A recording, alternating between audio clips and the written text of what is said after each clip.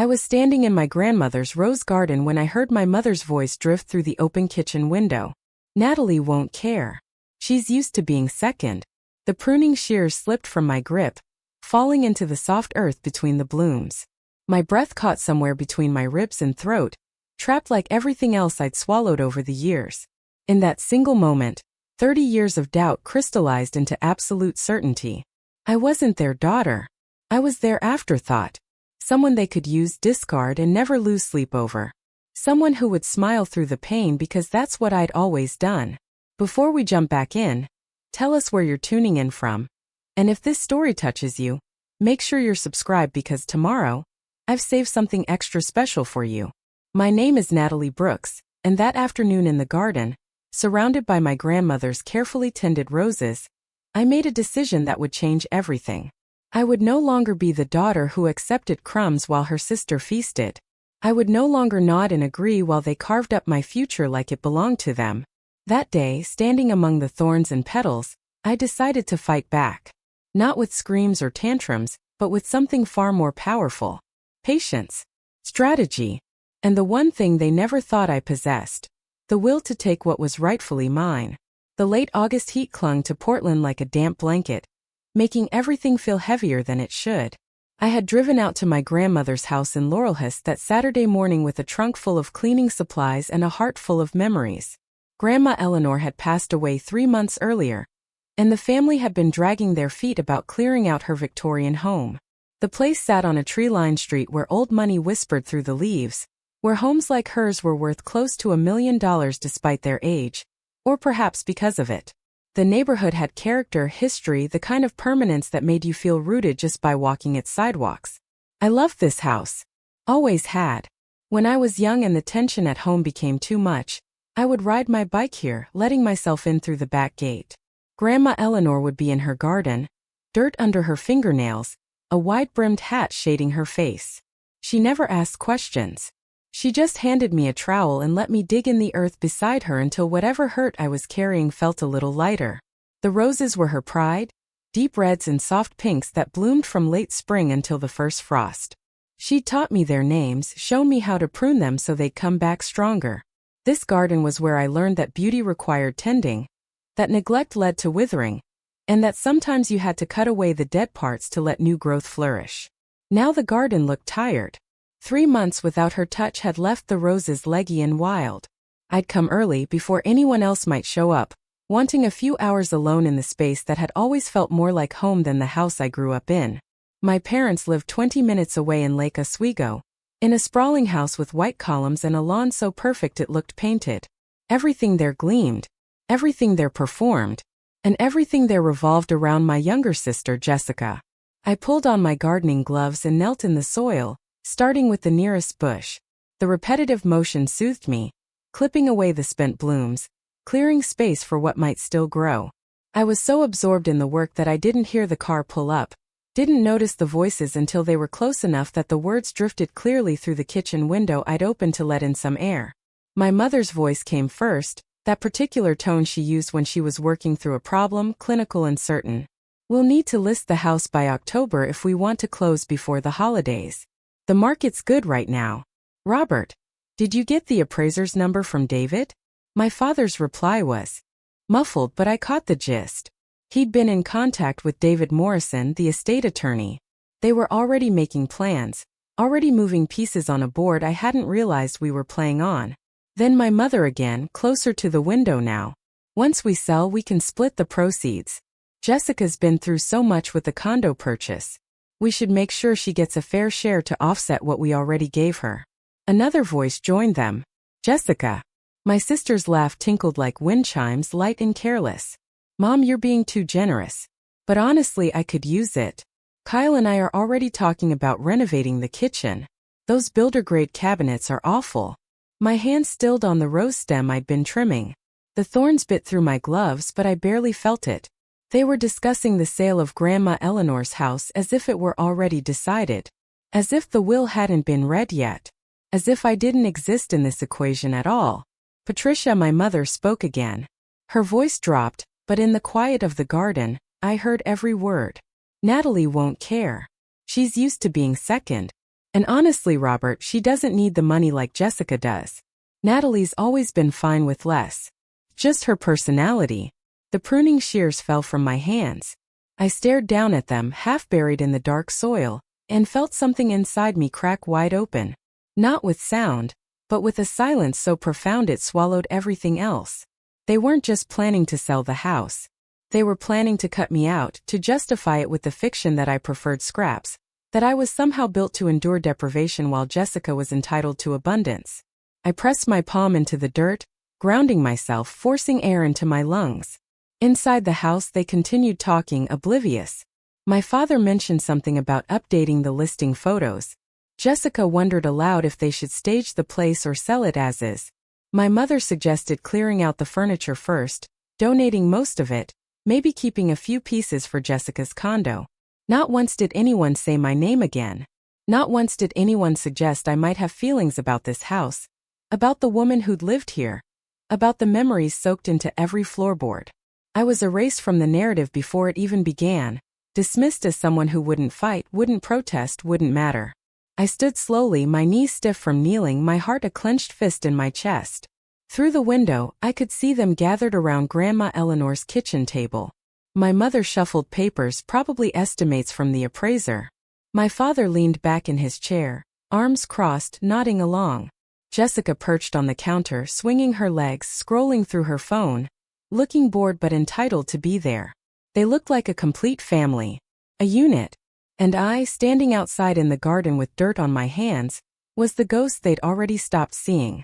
I could have stormed inside, could have demanded answers, thrown their words back at them, made a scene that would force them to acknowledge me. But something stopped me. Maybe it was the way Grandma Eleanor had taught me to prune roses, carefully, strategically, removing only what needed to go.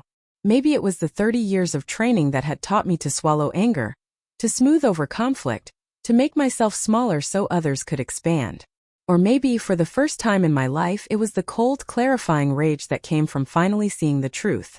They expected me to fold. They'd built their entire plan on the assumption that I would accept whatever they handed me with a grateful smile. And why wouldn't they? I'd spent 3 decades doing exactly that. When I was 8, Jessica turned 5, and my parents threw her a birthday party that belonged in a magazine. They rented a bounce house, hired a face painter, and ordered a custom cake shaped like a castle. I helped set up, hung streamers, and blew up balloons. My own 8th birthday 3 years earlier had been a grocery store sheet cake and a handful of cousins in our backyard. When I asked my mother why the difference, she cupped my face and said, "You understand, don't you, sweetheart? You're the big sister. You're mature enough not to need all the fuss." I'd nodded because that's what good big sisters did. They understood. They didn't make waves. When I graduated high school, I walked across the stage to collect my diploma, scanning the audience for familiar faces. My parents weren't there. They'd driven Jessica 2 hours south to tour a college campus she was interested in, even though she was only a sophomore. "You understand," my mother had said on the phone that morning. "This visit was the only time that worked with the admissions office. We'll celebrate your graduation when we get back." We never did. By the time they returned, the moment had passed, and I'd learned another lesson about my place in the family hierarchy. College was a patchwork of scholarships, loans, and late-night shifts at a diner near campus. My parents helped with Jessica's tuition, bought her a car, sent care packages. I got a card on my birthday if they remembered. After graduation, preparing and narrating this story took us a lot of time. So if you are enjoying it, subscribe to our channel, it means a lot to us. Now back to the story. I moved into a tiny studio apartment in the Pearl District. A 4th-floor walk-up with street noise that never stopped. It was cramped and loud, but it was mine. Jessica, meanwhile, had stayed at home after college, rent-free, saving money while she figured out what she wanted to do. Then, 6 months ago, my parents handed Jessica a check for $150,000. A down payment on a downtown condo, 15th floor, floor-to-ceiling windows overlooking the city. I found out about it on Instagram. Jessica posted a photo of herself holding the keys, caption reading, "Dreams do come true. Thank you to the best parents in the world." The comments flooded in. Friends congratulating her. Strangers praising my parents' generosity. I stared at that post for 20 minutes, my coffee going cold in my hand, waiting for the anger to hit. It never did. Just a dull, familiar ache, the kind I'd grown so used to it felt like part of my skeleton. I didn't call. Didn't text. What would I say?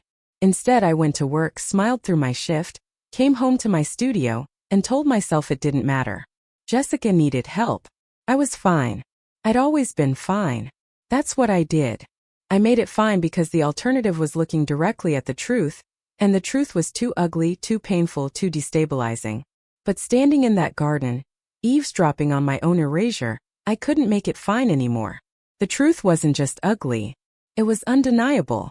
My parents had decided long before Grandma Eleanor's death that Jessica's needs outweighed mine, that her comfort, her happiness, her future mattered more.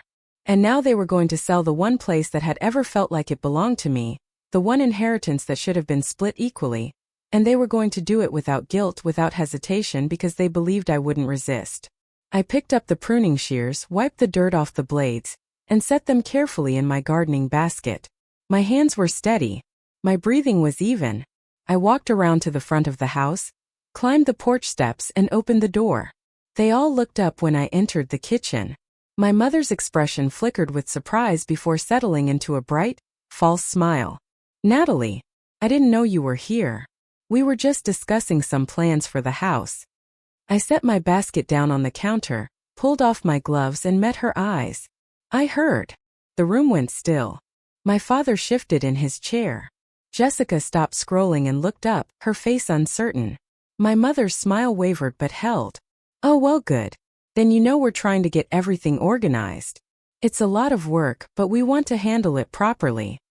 I nodded slowly, letting the silence stretch until it became uncomfortable. Then I smiled, the same smile I'd been giving them my entire life. The one that said I understood, that I wouldn't make trouble, that I'd go along with whatever they decided. "That sounds good, Mom. I'm sure you'll handle it well. You always do." Relief washed over her face.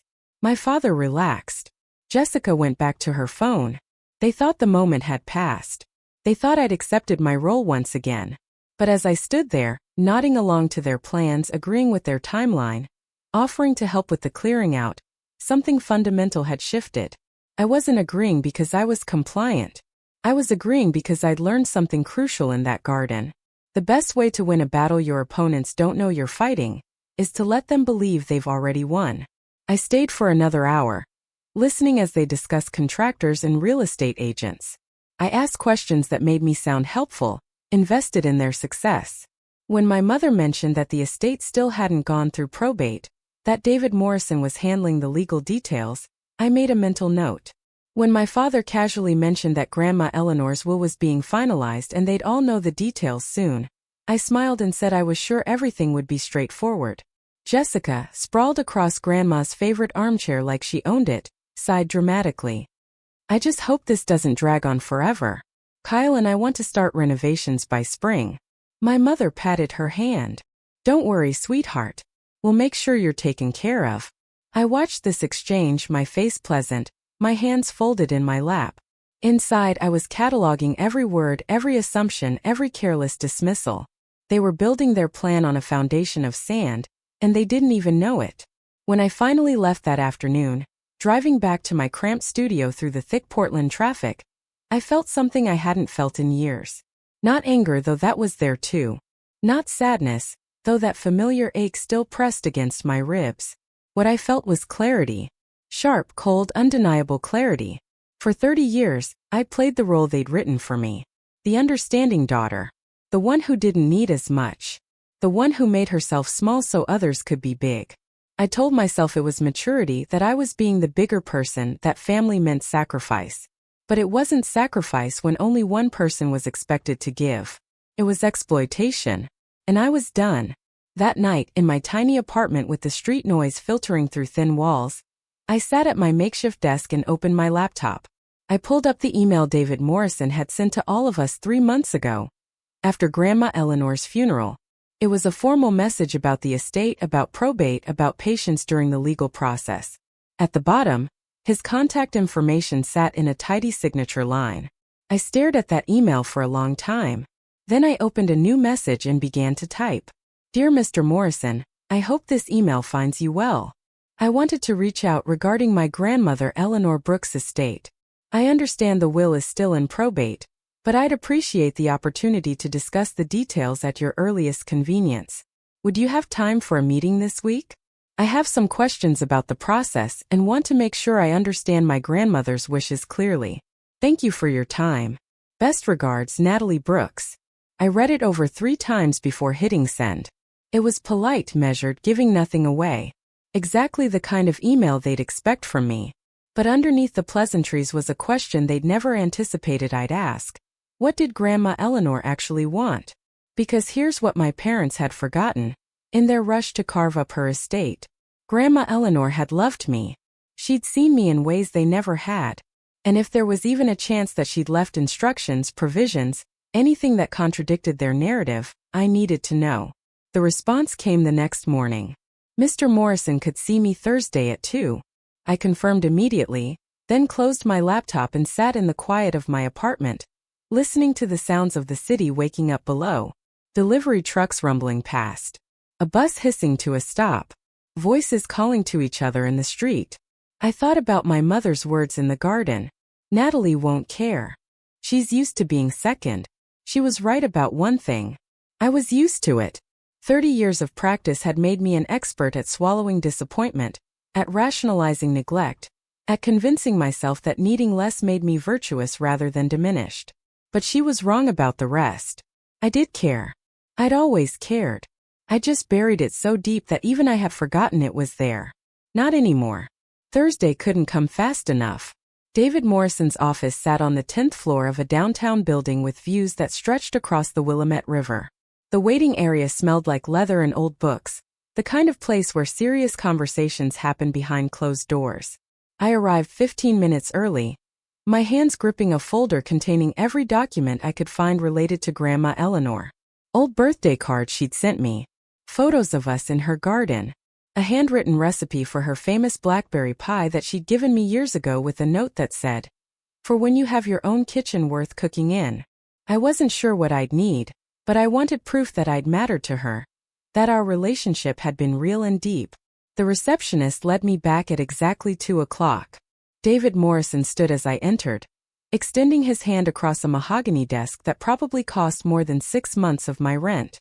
He was older than I expected, maybe late 60s, with silver hair and reading glasses perched on his nose. His handshake was firm but not aggressive, his smile professional but not cold. "We need to talk about your grandmother's estate," he said, gesturing for me to sit. "I appreciate you reaching out. There are some complexities I've been meaning to discuss with the family." My heart picked up speed, but I kept my expression calm. I folded my hands in my lap, the same posture I'd learned as a child when adults were talking, and I needed to appear attentive and unthreatening. "I just want to understand her wishes," I said quietly. "My parents have been making plans, and I want to make sure we're honoring what she actually wanted." David leaned back in his chair, studying me over the rim of his glasses. "Your grandmother was very specific in her instructions," he said. "She updated her will 18 months ago, not long after her diagnosis." He paused, letting that information settle. "She knew she didn't have much time, and she wanted to make certain her estate was distributed according to her values." I swallowed hard. The diagnosis had been kept quiet. Grandma Eleanor had stage 4 pancreatic cancer, but she'd refused aggressive treatment. She'd told me during one of my visits, sitting in her garden with tea growing cold between us, "I'm 87 years old, Natalie. I've had a beautiful life. I'm not going to spend my last month sick from chemicals just to buy a few more weeks." I'd held her hand and cried, and she brushed my tears away with fingers that smelled like rose petals and earth. David pulled a thick document from his desk drawer. "This is Eleanor's will," he said. "As her attorney, I'm bound to execute it exactly as written. But I'll be honest with you. There are aspects of it that may surprise your family." He paused, meeting my eyes directly. "Your grandmother left very clear instructions about who should inherit what and why." My mouth went dry. "Can you tell me what those instructions are?" He slid the document across the desk. "In summary, Eleanor left the Laurelhurst house and all its contents to you, Natalie. Solely to you. The liquid assets, her savings and investment accounts, are to be split equally between you and Jessica. But the house, which represents the bulk of the estate's value, goes entirely to you. The words hit me like cold water. I stared at the document, at the formal legal language that spelled out what he'd just said. The house was mine. All of it. Not split, not negotiated, not contingent on my parents' approval. Mine. Why? The question came out barely above a whisper. David smiled, the professional mask slipping just enough to show something warmer underneath. She included a letter explaining her reasoning. It's not legally binding, but it provides context. Would you like to read it? I nodded, not trusting my voice. He pulled out a sealed envelope, my name written across the front in Grandma Eleanor's shaky handwriting. I took it with trembling fingers, carefully breaking the seal. The letter was 2 pages, written on her personal stationery, the kind with small roses printed along the border. Her handwriting wandered across the lines, weaker than I remembered, but still unmistakably hers. My dearest Natalie, it began. If you're reading this, I'm gone, and I hope you're not too sad. I've lived long enough to know that death is just another season, and I'm ready for whatever comes next. But before I go, I need to tell you something I should have said more clearly when I was alive. You deserved better from your family. I watched you grow up in the shadow of your sister. Watched you make yourself smaller and quieter so she could shine brighter. I watched your parents pour resources and attention into Jessica while giving you just enough to survive. It broke my heart, but I told myself it wasn't my place to interfere. That parents have the right to make their own choices even when those choices are wrong. I regret that silence now. I should have said something. I should have fought for you the way you deserve to be fought for. This house is my attempt to correct that imbalance, however late it comes. You loved this place the way I loved it. You understood the garden, the history, the care it requires. Jessica never did. She sees real estate value. You see home. I'm leaving it to you because you earned it with every visit, every hour you spent with me when no one else could be bothered, every conversation we had in the garden while the rest of the family was too busy for an old woman. This is not a gift, Natalie. This is recognition.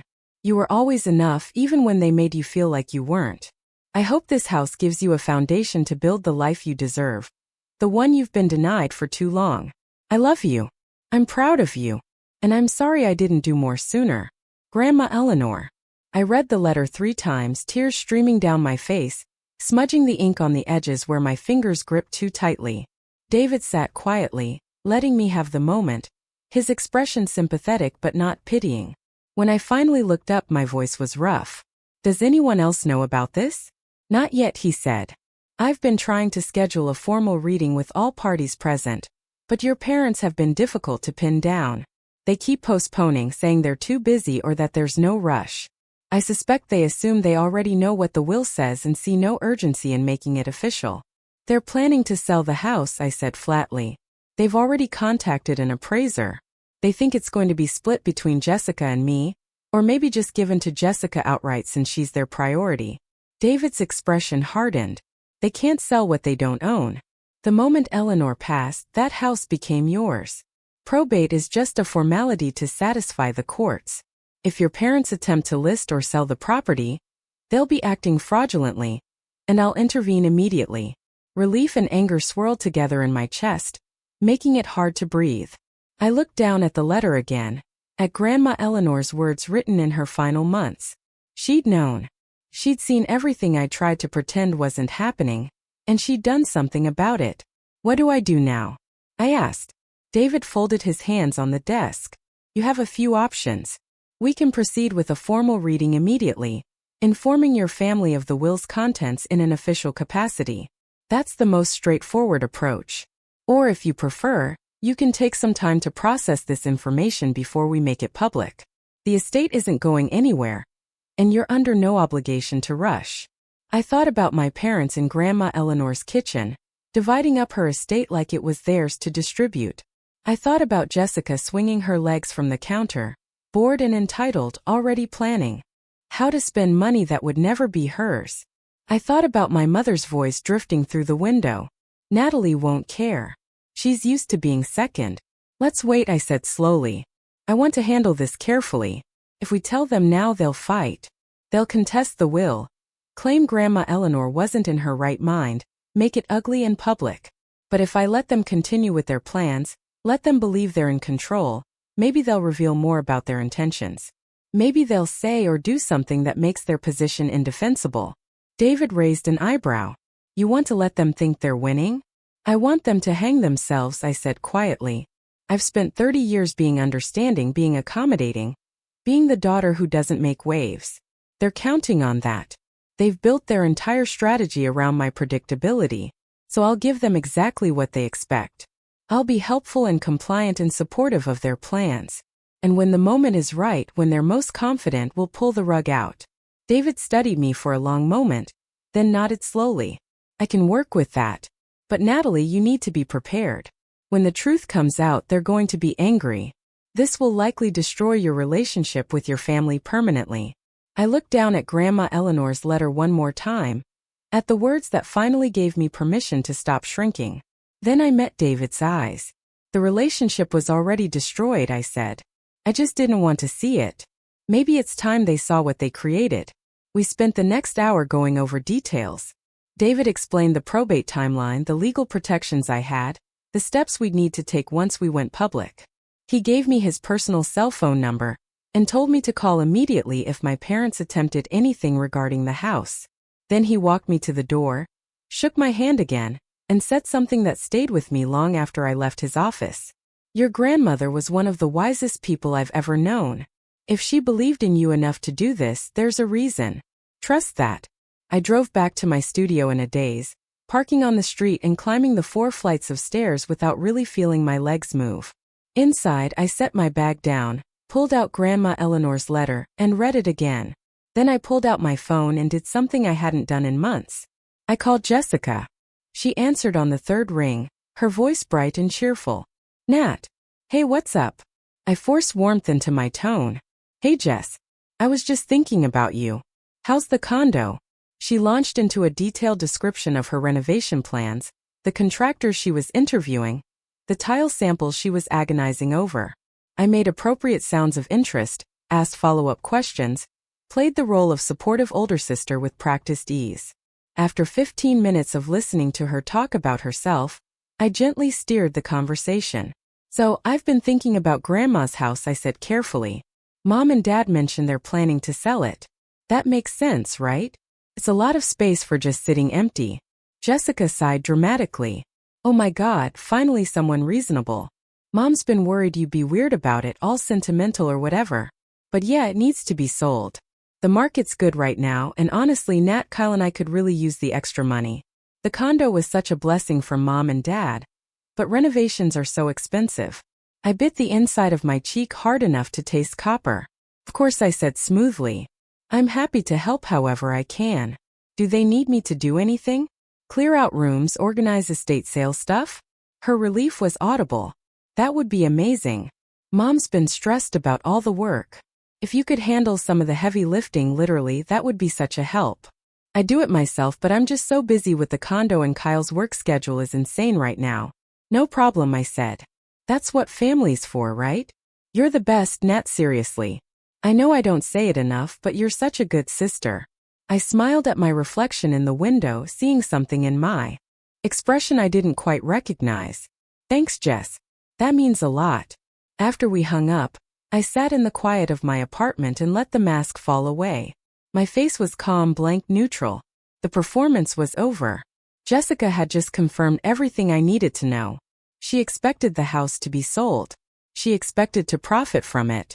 And she expected me to help make it happen while she reaped the benefits.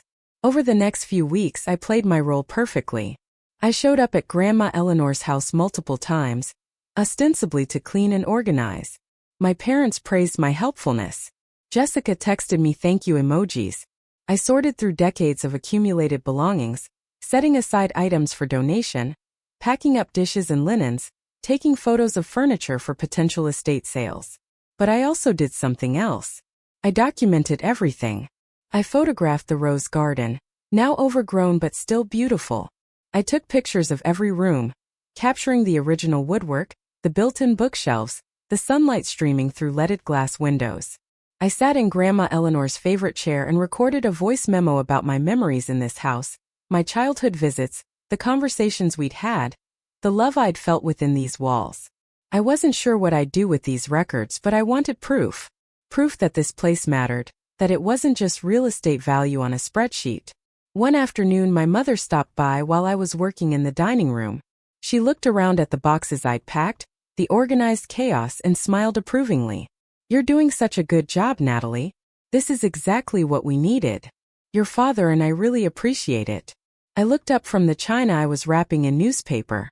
"It's no problem, Mom. I want to help." She sat down across from me, her expression softening into something that might have been affection if I didn't know better. "You know, I was talking to Jessica yesterday, and she mentioned how supportive you've been about the house situation. That maturity, that understanding, it's exactly why your father and I have always known we could count on you. You're just built differently than Jessica. You don't need as much. You're stronger." The words were meant as a compliment, but they landed like stones. I kept my hand steady, kept wrapping the delicate plates, kept my voice even. "I appreciate you saying that." She reached across the table and squeezed my hand. "When this house sells and we divide everything up, we want you to know that we see how much work you've put in. We're thinking of giving you a slightly larger share to compensate for your time. Maybe an extra $5,000 or so. Does that sound fair?" $5,000. Extra. As compensation for doing all the work while they plan to give the bulk of the proceeds to Jessica.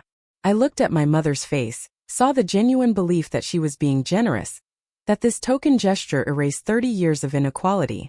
"That's very thoughtful, Mom," I said quietly. "Thank you." She beamed, stood up, and kissed the top of my head like I was still a child. "You're a good daughter, Natalie. We're lucky to have you."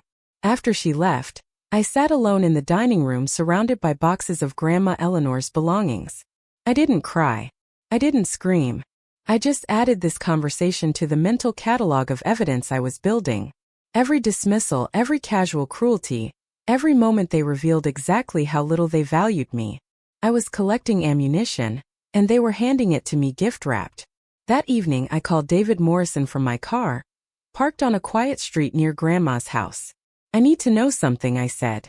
"When we do the formal reading, when we tell them the truth, can we do it publicly? Not in your office, somewhere they can't control the narrative or hide what happens next." There was a pause on the other end of the line. "What did you have in mind?" I thought about Jessica's Instagram posts, about the way my family curated their public image so carefully, about the country club memberships and the perfectly staged family photos. "I want them to understand what it feels like to be exposed," I said. "To have their true selves seen by people who matter to them. Is there a way to do the reading at a family gathering? Something where other people are present?" David was quiet for a moment. "We could arrange for the reading to take place at any location you choose, as long as all parties are properly notified and present. If you wanted witnesses beyond immediate family, that's your prerogative as the primary beneficiary." "Good," I said, "because I think I know exactly when and where this needs to happen." My parents were hosting their annual holiday party in 3 weeks. It was a tradition, a December event where they invited extended family, close friends, business associates. It was a performance, a showcase of their successful life, their perfect family, their generous spirit. Everyone who mattered to them would be there. And that's where I wanted the truth to come out. Not in the privacy of a lawyer's office where they could control the fallout, but in front of everyone they'd spent years impressing. In front of the aunts and uncles who'd watched them favor Jessica. In front of the family friends who'd congratulated them on raising such a well-adjusted older daughter who never complained. In front of the country club acquaintances who saw only the polished surface. I wanted them to see my parents as they really were. And I wanted my parents to know what it felt like to be exposed, judged, and found wanting by the people whose opinions they valued most. David listened to my plan, asked a few clarifying questions, then said something that surprised me. "Your grandmother would have approved. She always said the best disinfectant is sunlight." We finalized the details over the next few days. David would attend the party as my guest, under the pretense of being a family friend. At a predetermined moment, he would announce that he needed to conduct the formal reading of Eleanor's will since all parties were conveniently gathered. It would seem spontaneous, but it would be carefully choreographed. Legal, binding, and utterly devastating. The invitations to the holiday party went out. I received mine in the mail, a thick cream cardstock with my name written in calligraphy. I texted my mother that I'd be there and asked if I could bring a +1. She responded immediately with enthusiasm, telling me she was so glad I was dating again, asking what his name was. I told her David, which wasn't technically a lie. She didn't need to know he was 68 and an estate attorney. Jessica posted about the party on social media, calling it her favorite family tradition, sharing throwback photos from previous years. In every photo she was centered, glowing, surrounded by relatives and friends. I appeared in the background of a few shots, a blur at the edge of the frame, easy to miss if you weren't looking for me. I studied those photos carefully. That's who I'd been. The background player. The supporting character in someone else's story. But in 3 weeks the narrative was going to shift. The camera was going to turn, the focus was going to change, and for the first time in my life I was going to be seen exactly as I was. Not the understanding daughter. Not the one who needed less. Not the afterthought they could erase with casual cruelty. The one who'd been paying attention all along. The one who'd inherited everything they'd assumed was theirs. The one who was done being invisible. I marked the party date on my calendar in red ink. Then I went back to Grandma Eleanor's house and kept cleaning, kept organizing, kept playing the role they expected while counting down the days until everything changed. The week before the holiday party, my mother called with a request that would have broken me 6 months earlier. Natalie, sweetheart, I need a favor. Jessica's been so overwhelmed with the condo renovations, and I thought it would be wonderful if you could help me set up for the party. You know, like old times. You always had such a good eye for these things. I closed my eyes and counted to 3 before responding. Of course, Mom. I'd be happy to help. What do you need? Her relief poured through the phone. Oh, thank you, darling. Could you come over on Friday? We'll do the decorations together, and I'll order lunch. It'll be fun, just the two of us. Just the two of us. The phrase she used when she needed free labor but wanted to frame it as quality time. I'd heard it a dozen times growing up, always before some task that required hours of work Jessica was conveniently too busy to help with. But I kept my voice warm and agreeable. That sounds perfect. I'll be there around 10. The morning I drove to Lake Oswego, the December sky hung low and gray, threatening rain that hadn't quite decided to fall. My parents' house sat on a cul-de-sac where every lawn looked professionally maintained and every car in every driveway cost more than I made in a year. I pulled up behind my father's Mercedes and sat for a moment, staring at the white columns flanking their front door. The wreath already hung with perfect precision. This house had never felt like home. Even growing up, I'd always felt like a guest. Someone who needed to watch her step and mind her manners. Jessica had sprawled across every surface with careless ownership, but I'd moved through these rooms carefully, trying not to take up too much space. My mother opened the door before I could knock, pulling me into a hug that smelled like expensive perfume and coffee. Come in, come in. I've got everything laid out in the dining room. This is going to be our best party yet. The dining room table was covered with decoration boxes, each one labeled in my mother's neat handwriting. Garland, ornaments, table settings, candles. She'd always been organized, always planned everything down to the smallest detail. Control was her love language, or maybe her only language. We spent the next 4 hours transforming the house into something that belonged in a magazine spread. Gold and silver garland draped across the mantel. White lights woven through the banister. Centerpieces arranged with mathematical precision on every available surface. My mother directed while I climbed ladders, hung wreaths, and adjusted angles until everything met her exacting standards. Around noon she ordered sandwiches from a local deli, the expensive kind on artisan bread with ingredients I couldn't pronounce. We sat at the kitchen island, and for a brief moment, I wondered if this could be what she'd promised. Quality time. Connection. The kind of mother-daughter relationship I'd watched other people have but never experienced myself. Then she started talking. You know, Natalie, I've been thinking about your future. You're 32 now, and you're still in that little apartment. Have you thought about what comes next? Because once we sell Eleanor's house, you'll have some money to work with. Nothing like what Jessica got, of course, but enough to maybe put toward a down payment somewhere more affordable. Maybe out in Gresham or further east. You could get a nice condo out there for what you'd have. I took a bite of my sandwich, chewing slowly, buying time to keep my expression neutral. That's something to think about, I said carefully. She nodded, warming to her subject. And really, it would be good for you to have a place of your own. At your age, living in a studio, it just doesn't project the right image. When you meet someone, when you start dating seriously, you'll want to be able to bring them somewhere nice. Somewhere that shows you've got your life together. The implications hung in the air between us, each one a small cut. That my studio wasn't nice. That my life wasn't together. That meeting someone was the ultimate measure of success and I was failing at it. These weren't new criticisms. They were old refrains I'd heard in variations my entire life, always framed as concern, always delivered with a smile. "I'm doing okay, Mom," I said quietly. "I'm happy where I am." She reached across the counter and patted my hand, her expression sympathetic in a way that made my skin crawl. "I know you say that, sweetheart. But happiness isn't just about settling. It's about wanting more for yourself. Jessica has always had that drive, that ambition. I just worry that you've gotten comfortable with less than you deserve." The irony was so thick I could have choked on it. She was lecturing me about settling while simultaneously planning to shortchange me on an inheritance, while praising the daughter who'd been handed everything and earned nothing. But I just nodded, squeezed her hand back and said what she needed to hear.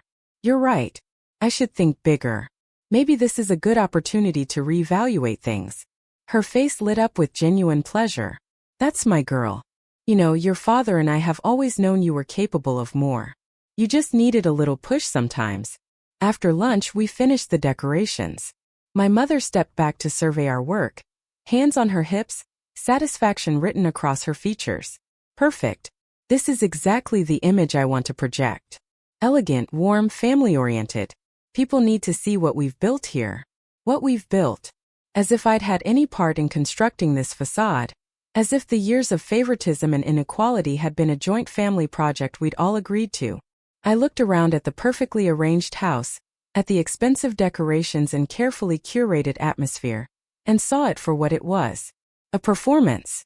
A lie wrapped in gold garland and white lights. I helped her carry the empty boxes back to the garage, and as we walked through the house, she talked about the guest list. Extended family I hadn't seen in years. Business associates of my father's. Friends from the country club. The mayor's wife was coming. So was the president of the historical society. This wasn't just a party. It was a social event. A chance for my parents to remind everyone of their status and standing. Perfect, I thought. The bigger the audience, the harder the fall. That evening, I met with David Morrison one final time before the party. We sat in his office as the sun set over downtown Portland, reviewing every detail of the plan. He walked me through exactly how the reading would proceed, what he would say, what legal authority he had to conduct it in this manner. He showed me copies of all the relevant documents, asked if I was certain I wanted to proceed this way. "I'm certain," I said. "They need to know what it feels like to be humiliated in front of people they care about. They need to understand that actions have consequences, even when you thought you'd gotten away with it." David studied me for a long moment. "You've changed since that first meeting. You seem harder somehow." I considered that. Not harder. Just done pretending. I spent 3 decades being soft, being understanding, being the person who absorbed everyone else's cruelty so they could stay comfortable. I'm not doing that anymore. He nodded slowly. "Your grandmother would be proud of you. She knew you were stronger than they gave you credit for." I looked down at my hands, at the fingers that had spent hours hanging decorations in a house that had never welcomed me, that had organized and cleaned and managed the estate they thought they were stealing. I hope she knows I'm finally fighting back. Even if it's too late for her to see it. "It's not too late," David said gently. "She knew. That's why she wrote that letter. That's why she left everything to you. She saw this moment coming and she gave you the tools to win." The night before the party, I couldn't sleep. I lay in my studio apartment listening to the city sounds below, running through scenarios in my mind. How they'd react. What they'd say. Whether they'd try to fight it in the moment or wait until later to unleash their anger. I thought about the aunts and uncles who'd watched me grow up in Jessica's shadow, who'd sometimes pulled me aside at family gatherings to say they thought my parents were too hard on me, but who'd never said anything publicly, never intervened. I thought about my father's business associates who'd praised him as a family man, who'd listened to his stories about Jessica's accomplishments and never asked why he never mentioned me. Thought about the country club friends who'd celebrated Jessica's condo purchase, who'd called my parents generous and wonderful, who'd bought into the carefully constructed narrative without questioning what lay beneath. They were all going to be there tomorrow. They were all going to witness the truth. And while part of me felt sick with anticipation, another part felt something cleaner, sharper. Justice. Not revenge, though I knew many would see it that way. Justice for the child I'd been ignored at her own birthday party. Justice for the teenager who'd walked across a graduation stage to an empty audience. Justice for the young woman who'd worked herself to exhaustion while her sister was handed opportunities on a silver platter. Justice for 32 years of being told I needed less because I was somehow built to withstand deprivation. I got up around 3 in the morning and pulled out Grandma Eleanor's letter, reading it by the glow of the streetlight outside my window. You deserved better from your family. The words had burned themselves into my memory, but I needed to see them again. Needed the reminder that I wasn't being vindictive or cruel. I was simply refusing to be erased. The day of the party dawned cold and clear. One of those December days in Portland where the sky turns impossibly blue and the air bites with winter promise. I spent the morning getting ready with more care than I usually took. I chose a deep green dress, elegant but not flashy, expensive but not obviously so. I did my makeup carefully, styled my hair, wore the pearl earrings Grandma Eleanor had given me for my college graduation, the ones my parents hadn't been there to see me receive. David would meet me at the party. He'd arrive separately, playing the role of my date convincingly enough that no one would question it. The plan was simple. We'd wait until most of the guests had arrived, until the party was in full swing and everyone was gathered in the main living areas. Then he'd make his announcement, call everyone's attention, and conduct the reading right there in front of all of them. I arrived at my parents' house at 6, when the party was scheduled to start. Early, as always, the reliable daughter who showed up to help. My mother was in the kitchen, directing caterers, her own dress immaculate, her hair perfect. She saw me and her face broke into a smile. Natalie, you look beautiful. That color is perfect on you. Come here, help me with these appetizer trays. I spent the next 30 minutes arranging cheese and crackers, setting out napkins, making sure the bar was properly stocked. Jessica arrived fashionably late at 6:30, her husband Kyle trailing behind her, both of them dressed like they were attending a gala instead of a family party. She air-kissed my cheek, complimented my dress in a tone that somehow made it sound like an insult, and immediately began holding court in the living room. Guests arrived in a steady stream. Aunt Margaret with her new husband, Uncle Tom and his college-age kids, my father's business partner and his wife, the neighbors from 2 houses down, the historical society president, the mayor's wife. Face after face, all of them people my parents wanted to impress, people whose opinions mattered in their carefully constructed social world. I floated through the crowd saying hello to people I barely knew, accepting compliments on how grown up I looked, how nice it was to see me. Several people asked what I'd been up to, and I gave vague, pleasant answers. Working. Staying busy. You know how it is. They nodded and moved on, their interest in me exhausted within seconds. At 7:15 David arrived. I met him at the door, and he played his part perfectly, shaking my father's hand, complimenting my mother's decorations, acting every bit the respectable boyfriend meeting the family. My mother pulled me aside, whispering that he seemed very distinguished, very appropriate. I smiled and said he was special. We circulated through the party separately for a while, letting the evening develop its own rhythm. Watched my parents work the room, my father with his hand on shoulders and hearty laugh, my mother with her gracious hostess routine. I watched Jessica pose for photos with various guests, her phone constantly in her hand, documenting every moment for social media. I saw the performance from a distance, saw how carefully they'd all constructed this image of family harmony and success. At 8 o'clock, most of the guests had arrived and the party was reaching its peak energy. People were drinking, laughing, the noise level rising with that particular sound of a successful social gathering. I caught David's eye across the room and gave him a slight nod. He moved toward the center of the living room, and I watched him go, my heart hammering so hard I could feel it in my throat. This was it. The moment I'd been planning for weeks, the culmination of 32 years of swallowed anger and forced compliance. There was no going back after this. Once the truth came out, my relationship with my family would be over. Permanently. Irreparably. Completely. I thought I was prepared for that. I told myself I was strong enough to lose them because I'd never really had them. But standing there, watching David position himself where everyone could see him, I felt a wave of something that might have been grief or might have been fear or might have been both. Then I remembered my mother's voice in the garden. Natalie won't care. She's used to being second. I remember being 8 years old, watching Jessica's birthday party from the kitchen window, while eating lukewarm pizza alone. I remembered standing on a graduation stage, scanning the crowd for faces that weren't there. I remembered opening Instagram to see my sister holding keys to a condo purchased with money my parents claimed they didn't have when I'd asked for help with textbooks. I remembered every single moment they'd chosen her over me. Every time they'd made me feel small and grateful for scraps. Every casual cruelty delivered with a smile. The grief evaporated. The fear dissolved. What remained was clear, cold certainty. David cleared his throat and raised his voice slightly. "Excuse me, everyone. May I have your attention for just a moment?" The room began to quiet, conversations trailing off, faces turning toward him with curiosity. My mother looked confused. My father's expression showed the first flicker of concern. Jessica was still on her phone, only half paying attention. "I'm David Morrison, and I'm Eleanor Brooks' estate attorney." His voice carried across the room with professional authority.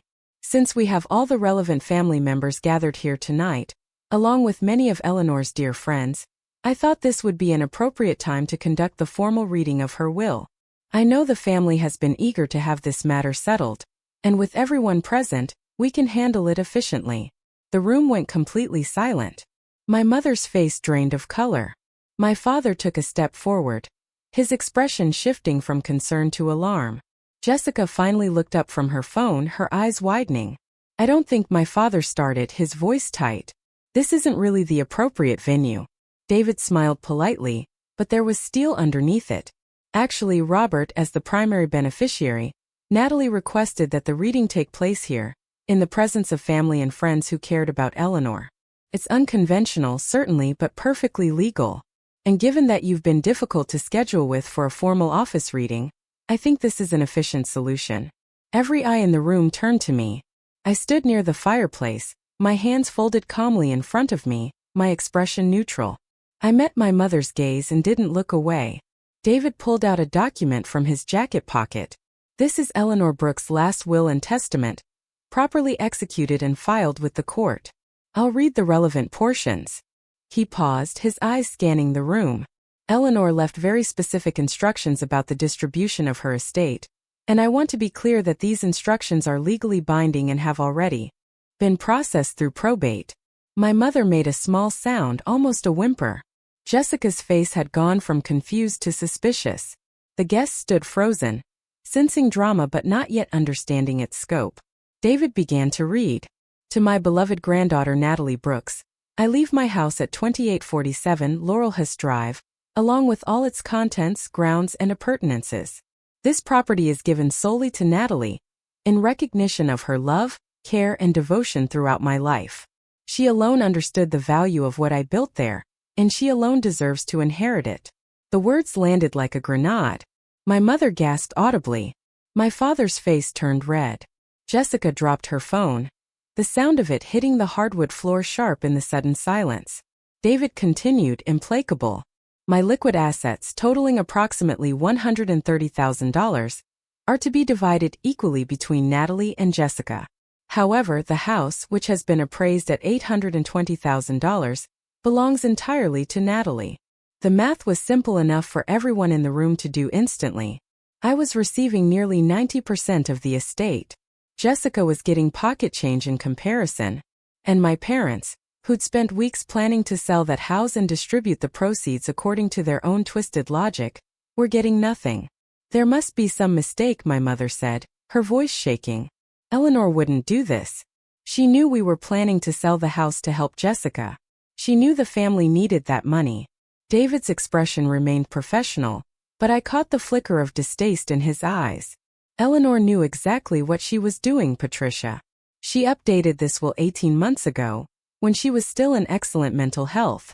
She made her wishes abundantly clear, and she included a letter explaining her reasoning. He looked around the room. Would you like me to read that letter as well? Or would you prefer to maintain some privacy? Read it, I said quietly. Everyone here should know the truth. David pulled out the second envelope, the one with roses printed along the border, the one I'd read a dozen times in private but never aloud. He cleared his throat again and began reading in that same steady professional voice that made every word land with undeniable weight. My dearest Natalie, if you're reading this, I'm gone, and I hope you're not too sad. I've lived long enough to know that death is just another season, and I'm ready for whatever comes next. But before I go, I need to tell you something I should have said more clearly when I was alive. You deserved better from your family. The room was so quiet I could hear my own heartbeat. Aunt Margaret had her hand over her mouth. Uncle Tom was staring at my parents with an expression I couldn't quite read. The mayor's wife looked deeply uncomfortable, like she'd stumbled into something she shouldn't be witnessing. David continued. I watched you grow up in the shadow of your sister. Watched you make yourself smaller and quieter so she could shine brighter. I watched your parents pour resources and attention into Jessica while giving you just enough to survive. It broke my heart, but I told myself it wasn't my place to interfere. That parents have the right to make their own choices even when those choices are wrong. My mother was crying now, tears streaming down her carefully made-up face, but they weren't tears of shame. They were tears of someone who'd been caught. Someone who saw their carefully constructed image crumbling in real time. My father's jaw was clenched so tight I thought it might crack. Jessica looked between them and me, her expression cycling through shock, confusion, and finally landing on something that looked like betrayal, as if I'd done something to her rather than simply accepted what was rightfully mine. I regret that silence now, David read. I should have said something. I should have fought for you the way you deserve to be fought for. This house is my attempt to correct that imbalance. However late it comes. You loved this place the way I loved it. You understood the garden, the history, the care it requires. Jessica never did. She sees real estate value. You see home. Someone in the crowd let out a low whistle. I think it was Uncle Tom's oldest son, who'd always been the blunt one in the family. Several guests were whispering to each other now, the initial shock giving way to commentary, speculation, judgment. I'm leaving it to you, David continued, because you earned it with every visit, every hour you spent with me when no one else could be bothered, every conversation we had in the garden while the rest of the family was too busy for an old woman. This is not a gift, Natalie. This is recognition. You were always enough even when they made you feel like you weren't. The letter went on, every word a confirmation of what I'd lived, but what everyone else had either ignored or been blind to. When David finished reading, he folded the letter carefully and looked around the room. Eleanor Brooks was one of the most clear-minded, intentional people I've ever known. She knew exactly what she was doing when she wrote this will, and she knew exactly why she was doing it. This isn't a mistake or an oversight. This is justice as she saw it. No, my mother said, her voice rising, edged with hysteria. No, this is manipulation. Natalie must have influenced her. Must have said things, turned Eleanor against her own family. This isn't right. David's expression hardened. Mrs. Brooks, I need to be very clear with you. Any suggestion that Natalie manipulated Eleanor would be defamatory and legally actionable. Eleanor made this decision independently, based on decades of observation. I was present for multiple conversations with her about this will, and at no point did Natalie influence, coerce, or even know about her grandmother's plans until after Eleanor's death. Then why didn't she tell us? My father's voice cut through the room, sharp and accusatory. Why has Natalie been keeping this secret for weeks? Why did she let us plan the sale of the house, let us make arrangements, if she knew the whole time it belonged to her? The room turned to look at me again, and I felt the weight of every gaze. This was the moment where I either shrank back into the role they expected, made excuses, softened the blow, or where I stood firm and spoke my truth. I stepped forward, my voice steady despite the adrenaline coursing through my veins. Because I wanted you to show me exactly who you were. I wanted to see how far you'd go, how casually you'd steal from me while believing I'd never notice or never fight back. I wanted you to reveal yourselves completely before I pulled back the curtain. My mother made a choking sound. Jessica finally found her voice. You set us up. You let us think we were getting that house, let us make plans, let me tell people about the money we'd have. You humiliated us on purpose. I turned to face my sister directly. The way you humiliated me my entire life? The way you got $150,000 for a condo while I got nothing? The way you've taken and taken and taken, never once questioning why everything flowed to you while I scrambled for scraps? Her face flushed red. That's different. Mom and Dad helped me because I needed it. And I didn't. My voice rose despite my efforts to control it. I didn't need help with college, with rent, with building any kind of foundation for my life?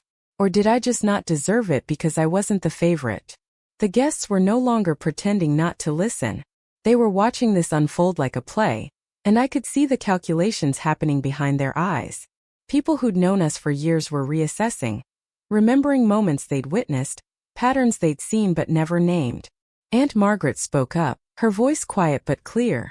I remember Natalie's 8th birthday. Pizza and a store-bought cake in the backyard. And I remember Jessica's 8th birthday 3 years later. The bounce house, the pony, the cake that cost more than my mortgage payment that month. Remember thinking it was strange, but I told myself it wasn't my business. Uncle Tom nodded slowly. I remember Natalie's high school graduation. I asked where you were, Robert, and you said you had to take Jessica to visit a college. I thought it was odd timing, but again, not my place to say anything. More voices joined in. A cascade of small observations, tiny moments of inequality that had accumulated over the years. My father's business partner mentioned how Robert only ever talked about Jessica's accomplishments, never mentioned his other daughter. The neighbor recalled seeing me mowing Eleanor's lawn every week while Jessica's car sat in my parents' driveway. The Historical Society president remembered Eleanor telling her that Natalie was the only one who understood what made the old house special. Each comment was another brick removed from the facade my parents had built. Each observation validated what I'd lived through, what I'd been gaslit into believing wasn't really that bad, wasn't really unfair, wasn't really worth making a fuss over.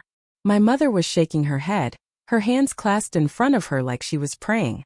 You're all misunderstanding. We loved both our daughters equally. We just knew Natalie was more independent, more capable of handling things on her own. Jessica needed more support. That's not love, I said quietly. That's favoritism dressed up as parenting philosophy. And you know what the saddest part is? I believed you. For 32 years I believed that needing less made me virtuous, that being overlooked was a sign of strength, that watching my sister get everything while I got nothing was somehow fair because I was just built differently. Tears were running down my face now, but they weren't tears of sadness. They were tears of release, of finally saying out loud what I'd carried silently for decades. Grandma Eleanor saw what you did. She saw it and she documented it, and she did the one thing she could do to make it right.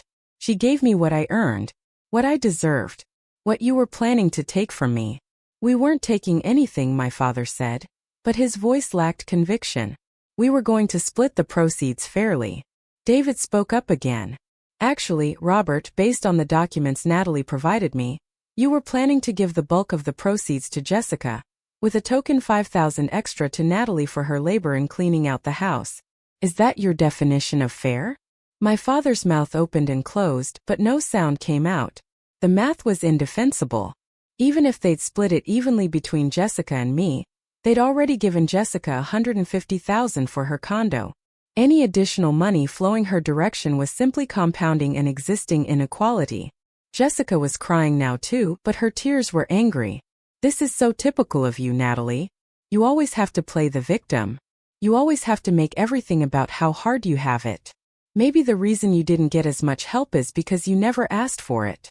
Maybe if you'd been less independent, less closed off, we would have known you needed support. The accusation was so absurd, so perfectly inverted from reality, that I actually laughed. I asked Jessica. I asked for help with my textbooks sophomore year, and was told the money wasn't there while you got a new car. I asked if anyone was coming to my college graduation, and was told to understand that your campus visit was more important. I've spent my entire life asking in small, quiet ways, and being told in equally quiet ways that my needs didn't matter as much as yours. She didn't have a response to that. None of them did. The truth was too obvious now, too well documented by witnesses, too clearly spelled out in Grandma Eleanor's letter. They could deny it, could try to reframe it, could attempt to paint me as ungrateful or vindictive, but the evidence was overwhelming. The party had effectively ended. Guests were making excuses to leave, gathering coats and purses, thanking my parents in subdued tones that couldn't hide the judgment underneath. The mayor's wife left without saying goodbye to anyone.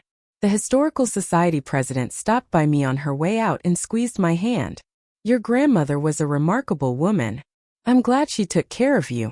Within 30 minutes, the house had emptied of everyone except immediate family and David. We stood in the living room surrounded by half-eaten appetizers and abandoned wine glasses, the decorations I'd helped hang now seeming garish in the harsh overhead light someone had turned on. This isn't over, my father said finally.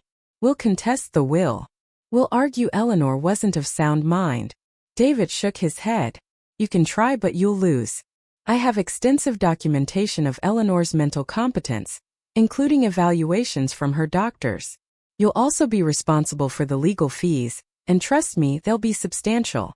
Additionally, any attempt to contest will delay probate and cost the estate money, which means less for Jessica. Are you prepared to explain to her why you're reducing her inheritance to fund a losing legal battle? My mother turned to me, her expression desperate. Natalie, please. We can work this out as a family. You don't need that big house. It's too much for one person. We could sell it and split everything fairly, give Jessica what she needs for the renovations. You'd still come out ahead. I looked at her for a long moment, at the woman who'd given birth to me but had never really seen me. No, I said simply. This house is mine. Grandma Eleanor wanted me to have it, and I'm keeping it. Every inch of it. Every rose bush, every hardwood floor. Every window that overlooks the street she loved. It's mine because I earned it with years of showing up when no one else did. You're being selfish, Jessica spat. You're destroying this family over money. I'm not destroying anything, I said calmly. I'm just refusing to be destroyed anymore. There's a difference. Kyle, Jessica's husband, had been silent through most of this, but now he spoke up. Maybe we should go, Jess. This isn't going anywhere productive. Jessica whirled on him. You're taking her side? I'm not taking sides. I'm saying your grandmother made her decision, and it's legal, and there's nothing we can do about it. Fighting it will just make everything worse. He was more pragmatic than I'd given him credit for. Jessica looked betrayed, but she grabbed her coat and headed for the door. Before she left, she turned back to me. I hope you're happy, Natalie. I hope that house is worth losing your entire family over. I didn't lose my family, I said quietly. I just stopped pretending I ever had one. She left, Kyle trailing behind her. My parents stood in their decorated living room, surrounded by the evidence of their own performance, looking smaller somehow than they had hours earlier. My father couldn't meet my eyes. My mother was still crying, but quieter now, the kind of tears that came from genuine loss rather than theatrical emotion. I need you both to understand something, I said. This isn't about revenge. This isn't about hurting you. This is about me finally accepting that I matter, that my needs are valid, that I don't have to earn love by shrinking myself or accepting crumbs. Grandma Eleanor tried to teach me that for years, and I finally listened. My mother opened her mouth, probably to protest again, to try one more angle of manipulation or guilt. But David stepped forward. Mr. and Mrs. Brooks, I think it's time we all left. Natalie has made her position clear. The will is legal and binding. Any further discussion should happen through attorneys if you choose to pursue that route, though I strongly advise against it. He guided me toward the door, his hand gentle on my elbow. We stepped out into the cold December night, leaving my parents standing in their perfect house with their shattered illusions. The drive back to my studio was quiet. David followed me to make sure I got home safely, then walked me up the 4 flights of stairs. At my door he paused. You did well tonight. That took tremendous courage. It didn't feel courageous, I admitted. It felt necessary. Like if I didn't do it, now I'd spend the rest of my life wondering what would have happened if I'd finally stood up for myself. He smiled. That's what courage is. Doing the necessary thing even when it's terrifying. Your grandmother knew you had it in you. She just had to give you the tools. After he left, I sat in my studio apartment and let the enormity of what had happened wash over me. I just publicly destroyed my relationship with my parents and sister. I'd exposed family secrets in front of dozens of people who would spread the story across their social networks. I'd chosen a house and vindication over any possibility of reconciliation, and I felt lighter than I had in years. The next few weeks passed in a blur. The story spread exactly as I'd anticipated, rippling out through extended family, social circles, and eventually landing on a few neighborhood message boards and social media threads. My parents tried damage control, posting carefully worded statements about family misunderstandings and legal complications, but the truth had too many witnesses. People who'd been at that party shared their observations. Others who'd known the family for years added their own stories of favoritism and inequality they'd noticed. Jessica posted a long, tearful video calling me ungrateful and accusing me of manipulation. It got some sympathy at first, but then people who'd known Grandma Eleanor started commenting with their own memories. How Eleanor had talked about Natalie with such pride. How she'd said Jessica only visited when she wanted something. How she'd been explicit about her disappointment in how her son and daughter-in-law had raised their children. The narrative Jessica tried to create collapsed under the weight of too much contradicting evidence. Eventually she deleted the video, made her account private, and stopped talking about it publicly. My parents retreated into their Lake Oswego house, their social calendar notably emptier. The country club invitations dried up. The business partner my father worked with quietly dissolved their partnership. The Historical Society president stopped returning my mother's calls. They'd built their entire identity on a carefully curated image, and when that image cracked, there was nothing underneath to hold them up. I moved into Grandma Eleanor's house in January. The Victorian welcomed me like it had been waiting. Every room full of memories and possibility. I spent my days painting walls, refinishing floors, bringing the place back to life. The rose garden needed serious work, but I had time. I had space. I had a home that was truly mine. Friends I'd lost touch with reached out after hearing the story. Some offered support. Others admitted they'd always thought my family treated me unfairly, but hadn't known how to say it. A few relationships deepened. Others faded. I was learning to be okay with that, to understand that not every connection was meant to last forever. On a morning in late February, I was in the garden pruning roses when I heard a car pull up. I turned to see my mother getting out, moving slowly like she'd aged years in the few months since the party. She stood at the edge of the garden, not quite stepping onto the property, and I realized she wasn't sure she was welcome. I set down the pruning shears and waited. "Can we talk?" she asked, her voice small. I considered sending her away, maintaining the boundary I'd established. But curiosity got the better of me. I nodded toward the porch. "We can sit out here." We settled into the chairs Grandma Eleanor had kept there for watching the street. My mother's hands twisted in her lap, and I noticed the absence of her wedding ring. The divorce had been finalized 2 weeks ago, according to Aunt Margaret, who'd called to tell me. My father had apparently decided his wife was to blame for the family disaster and had cut his losses. Another abandonment, another betrayal in a lifetime full of them. "I don't expect you to forgive me," my mother said finally. "I don't even know if I can forgive myself. But I wanted you to know that I see it now. What we did. What I did. How fundamentally we failed you." I didn't respond, just waited for her to continue. "Your father and I, we told ourselves Jessica needed more because she was more fragile, more sensitive. And you were so strong, so capable, so good at managing on your own. It was easier to believe that than to face what we were really doing, which was choosing her over you every single time because she demanded attention and you didn't." She was crying again, but these tears looked different. Less performative. More raw. I spent the last few months in therapy trying to understand how I became the kind of mother who could do what I did. And the truth is, I saw myself in Jessica. The neediness, the insecurity, the constant hunger for validation. It was familiar. And you were like Eleanor. Self-sufficient, steady, quietly strong. I didn't know how to connect with that. So I didn't try. "It wasn't your job to try," I said quietly. "It was your job to love both your daughters equally, regardless of who you saw yourself in." "I know." She wiped her eyes. "I know that now. And I can't undo any of it. Can't give you back your 8th birthday party or show up to your graduation or split that $150,000 fairly. All I can do is tell you I'm sorry, and I understand if that's not enough."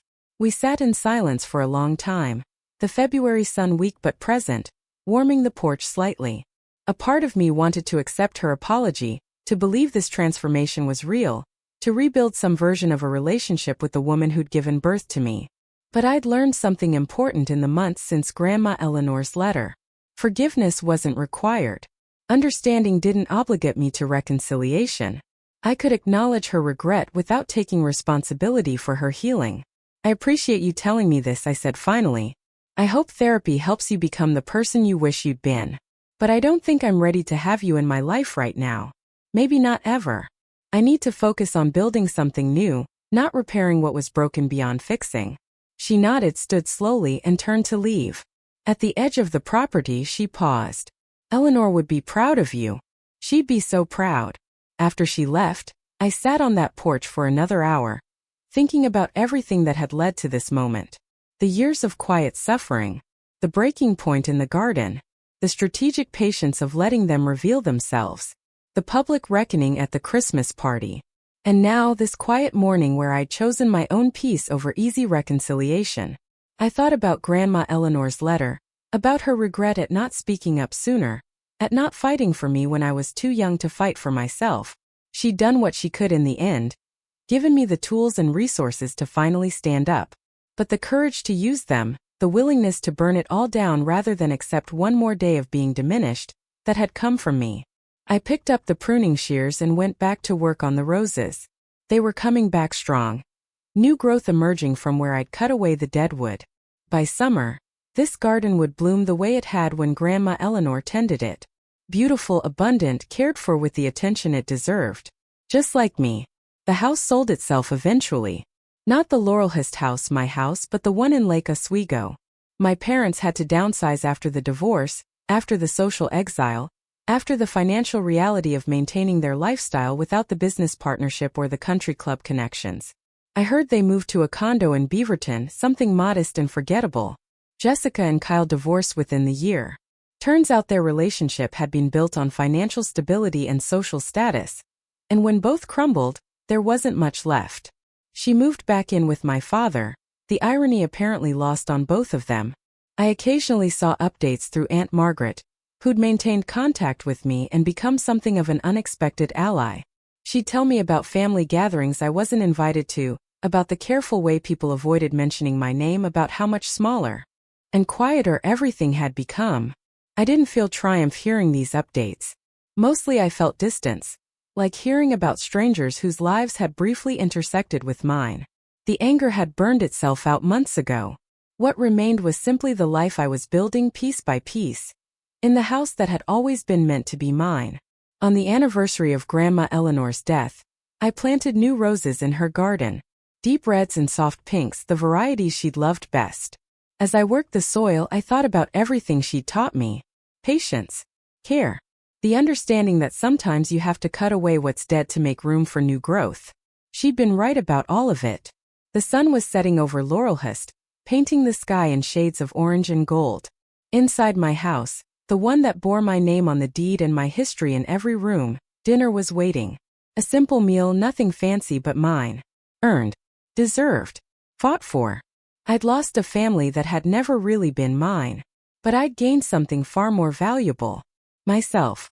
The version of me that existed without diminishment, without apology, without the constant effort of making myself small enough to fit into spaces that were never designed to hold me. And that, I thought as I locked the garden gate and headed inside, was worth everything. Spring arrived in Portland with the kind of gentle insistence that makes you believe in new beginnings. The cherry blossoms along my street opened in clouds of pale pink, and the rose garden I'd spent months rehabilitating finally showed signs of serious recovery. Thick green canes pushed up from the soil, buds forming in tight clusters that would bloom by May. Every morning I'd take my coffee out to the porch and watch the neighborhood come to life, feeling something I hadn't experienced in years. Belonging. Not the kind you beg for or earn through diminishment, but the kind that simply exists because you've created a space that fits exactly who you are. The house had become more than just property or inheritance. It had become the physical manifestation of everything I'd reclaimed. Each room I'd repainted, each floor I'd refinished, each piece of furniture I'd chosen carefully rather than accepting hand-me-downs, they all represented a choice I'd made for myself. The living room was painted a warm sage green that caught the afternoon light. The kitchen had new appliances I'd saved for and purchased outright. No loans, no help, just patient accumulation of resources. Grandma Eleanor's bedroom, the one that overlooked the garden, had become my sanctuary. I'd kept her reading chair by the window but added my own touches. Books stacked on the nightstand. Photographs on the dresser of people who'd actually shown up for me over the years. I'd started hosting small dinners, inviting the friends who'd stuck around after the family explosion, and the new ones I'd made since moving in. People who worked at the local bookstore where I'd become a regular. Neighbors who'd stopped by to introduce themselves and stayed for tea. A book club that met monthly in my living room. Everyone sprawled across furniture with wine glasses and passionate opinions about whatever we'd read. These gatherings felt nothing like the performances my parents had staged. Nobody was trying to impress anyone. Nobody was calculating social advantage. We were just people who enjoyed each other's company, who laughed too loud and stayed too late and left feeling fuller than when we'd arrived. Rachel Chun, the woman who'd become an unexpected friend, stopped by one Saturday morning with pastries from the bakery near her office. She'd been Grandma Eleanor's physical therapist during her final year, had spent hours at the house helping with exercises and mobility work.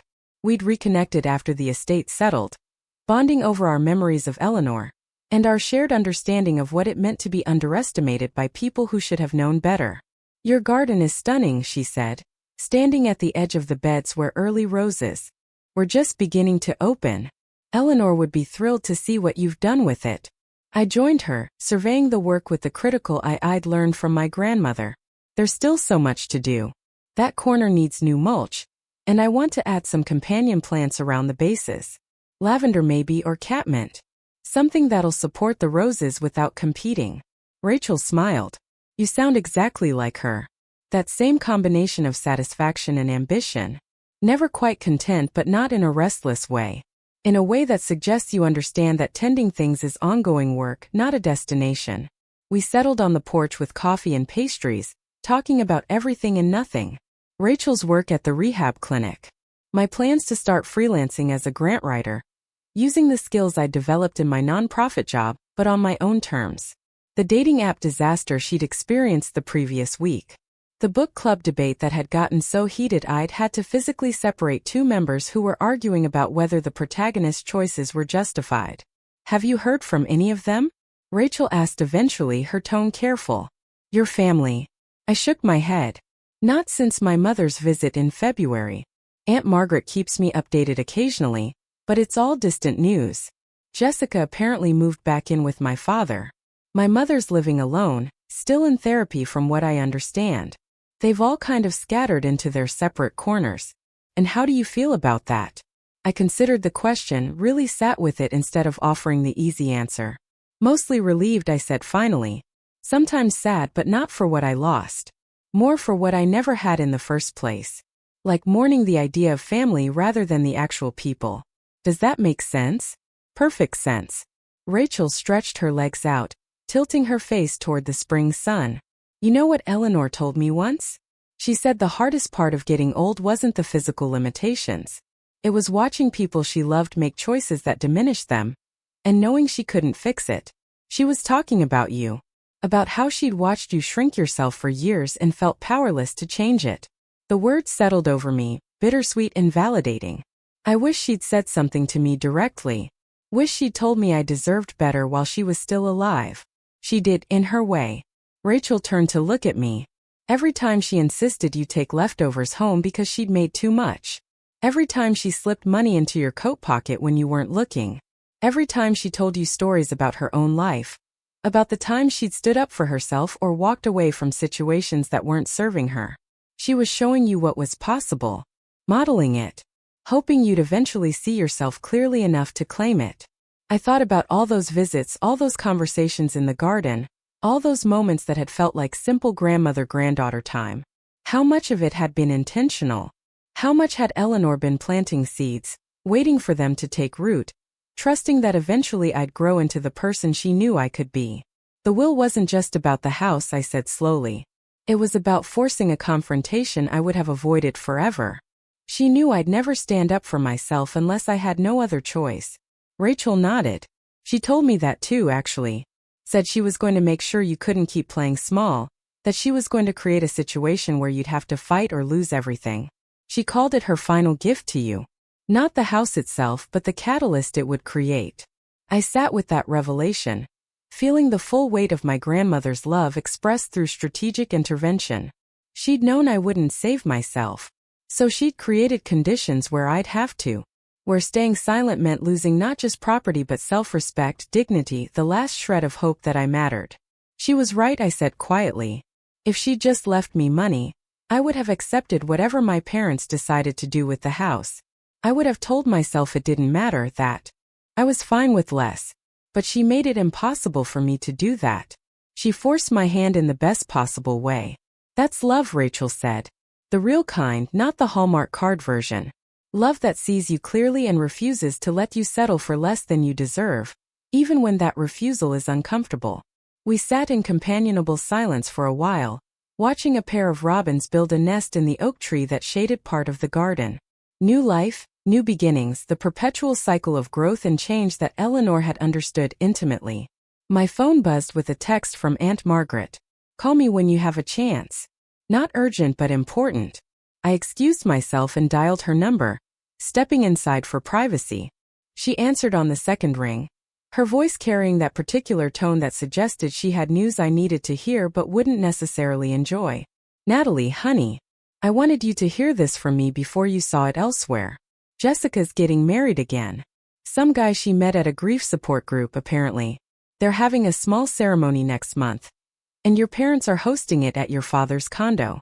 I leaned against the kitchen counter, processing. That was fast. They've only been divorced a year. Margaret sighed. Between you and me, I think she's panicking. She's almost 35, her first marriage fell apart publicly, and I suspect she's terrified of ending up alone. This man, from what I've gathered, has money. Not as much as Kyle's family did, but enough that Jessica sees security. And they're all just pretending everything's normal? Like the last year didn't happen? That's the thing, Margaret said carefully. They're not inviting extended family. It's going to be tiny. Just your parents, Jessica's future in-laws, maybe a handful of Jessica's closest friends. I think they're trying to avoid any situation where someone might ask uncomfortable questions or bring up the estate situation. So they've learned to operate in smaller circles where they can control the narrative. Exactly. And Natalie, I want you to know that I declined the invitation. I told Jessica I couldn't in good conscience celebrate her new beginning without acknowledging the damage that hasn't been repaired. She didn't take it well, but I stand by it. Warmth spread through my chest. You didn't have to do that. Yes, I did. What happened to you was wrong. What they did was wrong. And I'm not going to pretend otherwise just to keep family peace. That ship sailed when they chose favoritism over fairness for 32 years. After we hung up, I stood in my kitchen, in the house they tried to take from me, and felt nothing but a mild curiosity about Jessica's upcoming wedding. Not anger. Not hurt. Not even the bitter satisfaction of schadenfreude. Just distance. They were people I used to know, living lives that no longer intersected with mine. Rachel poked her head through the door. Everything okay? I filled her in on the news, and she listened with the kind of attention that didn't rush to offer commentary or solutions. When I finished, she just nodded. How do you feel about it? Honestly? Nothing. A year ago, this would have devastated me. The proof that they were moving on, creating new memories, celebrating milestones without me. But now it just feels like information. They're doing what they're doing, and it has nothing to do with my life. That's growth, Rachel said simply. When other people's choices stop feeling like referendums on your worth. The weeks passed in a rhythm I'd created for myself. Mornings in the garden. Afternoons working on grant proposals at the desk I'd set up in what used to be Eleanor's sewing room. Evenings with books or friends or sometimes just silence. I'd started taking a pottery class at the community center. Something I'd always wanted to try but had never prioritized. My first attempts were comically lopsided, but the instructor praised my willingness to start messy, to learn through failure rather than avoiding it. On the night of Jessica's wedding, I hosted a dinner party. Not as a deliberate counterpoint, just because it was Saturday and I'd planned it weeks earlier.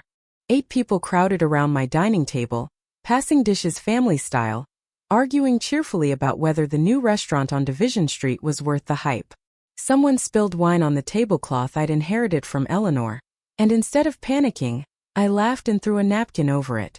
These were the kinds of imperfections that made a gathering real.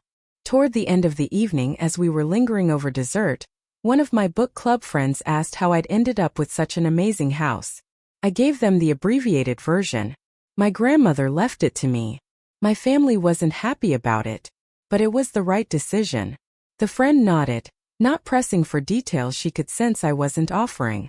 Well, she's given you something incredible. This house has the best energy of anywhere I've been in Portland. You can tell it's been loved. It has, I said, looking around at the rooms I'd reclaimed and remade. And it will be. After everyone left and I was cleaning up, my phone buzzed with a message from an unknown number. I almost deleted it without reading, assuming spam. But curiosity got the better of me. The message was from Jessica. No greeting, no context, just a block of text that read like it had been written and rewritten multiple times before being sent. I got married today. I thought I'd feel happy or complete or something, but I just feel empty. And I kept thinking about you, about how you must have felt all those years watching me get everything while you got nothing. I don't know why I'm telling you this. I guess I just wanted you to know that having everything didn't make me happy. It just made me dependent. And now I'm marrying someone I barely know because I'm terrified of being alone. You were always the strong one. I'm sorry it took me this long to see it. I read the message 3 times, looking for manipulation or ulterior motive. But it felt genuine, or as genuine as Jessica was capable of being. A moment of clarity in what was probably several glasses of wedding champagne. A recognition that the script we'd been handed as children, the one that positioned her as the princess and me as the servant, hadn't served either of us well. I didn't respond immediately. Took my time washing dishes, making tea, sitting in Eleanor's chair by the window. The moon was nearly full, casting silver light across the garden. In a few weeks, the roses would be in full bloom, the culmination of months of patient work. Eventually I typed back a response. I hope you find what you're looking for, Jessica. I hope you learn to be happy without needing someone else to provide it. And I hope you understand that forgiveness doesn't mean reconciliation. I wish you well, but I don't want you in my life. Take care of yourself. I hit send and then blocked the number. Not out of cruelty but out of clarity. Jessica's epiphany was her own to work through. I wasn't responsible for her growth or healing. Wasn't obligated to provide comfort or guidance. I'd spent enough of my life being what other people needed. Now I got to simply be. Summer arrived with the kind of heat that makes Portland residents complain loudly while secretly enjoying it. My roses exploded into bloom, drawing neighbors who'd stop during evening walks to compliment them. I'd invite them into the garden, show them the different varieties Eleanor had planted, share cuttings when people asked. The house became known on the block as the one with the spectacular roses, and I took quiet pride in maintaining Eleanor's legacy. I'd settled into freelance work that paid well enough to live comfortably without depleting the inheritance Eleanor had left. The money from her liquid assets sat in careful investments, a safety net I was grateful for but didn't touch unless necessary. I wanted to build a life sustained by my own work, my own choices, not just live off what I'd been given. David Morrison stopped by one afternoon with a bottle of wine and a smile that suggested he had news. We sat in the garden, and he explained that the statute of limitations had passed for contesting Eleanor's will. My parents could no longer challenge it legally, even if they wanted to. The house was irrevocably, permanently mine. How does it feel? He asked. Knowing it's truly over? I thought about it, rolling the wine glass between my palms. Like closing a book I've been reading my entire life. The story's done. The ending wasn't what anyone expected, but it was the right one. And now I get to start a completely new story without carrying that weight. Eleanor would be pleased, David said. She worried right up until the end that you'd find a way to give in, to sacrifice yourself one more time. But you proved her right. You were stronger than they gave you credit for. Stronger than you gave yourself credit for. I raised my glass. To Eleanor. For seeing me when no one else did. We toasted as the evening sun slanted through the roses, painting everything in shades of gold and amber. In that moment I felt the full weight of what I'd done and what it had cost. A family, however dysfunctional. A lifetime of familiar patterns, however painful. The possibility, however remote, of someday having the parents and sister I'd always wished for. But I'd gained something more valuable. Myself. Whole, undiminished, finally able to take up space without apology. A home that reflected who I actually was rather than who I'd been forced to be. Relationships built on mutual respect rather than obligation. The freedom to say no, to set boundaries, to choose my own path without constantly calculating how it would affect people who'd never extended the same consideration to me. By August, I'd started dating someone I'd met at the pottery class. Nothing serious yet. Just coffee dates and long walks through the neighborhood. Conversations that flowed easily without the weight of performance or pretense. He knew the basic outline of my family situation, but it didn't define me in his eyes. I was just Natalie, the woman with the beautiful house and the terrible first attempts at pottery, and the laugh that came easily once you got past the initial reserve. One evening we were sitting on my porch when he asked what made me decide to buy this particular house. I smiled at the phrasing, at the assumption that I'd chosen it through normal means. It was my grandmother's, I explained. She left it to me. It's been in the family for decades. You're lucky, he said, looking at the carefully maintained facade, the garden glowing in the evening light. Not just for the house, but for having family who cared enough to pass something meaningful down to you. I almost corrected him, almost explained the full complexity of what had actually happened. But then I realized he was right, just not in the way he thought. Eleanor had cared enough to pass something meaningful down. She'd cared enough to see me clearly, to understand what I needed, to create conditions that would force me to claim what was mine. I'm lucky, I agreed. My grandmother was an incredible woman. As fall approached, Aunt Margaret invited me to Thanksgiving at her house.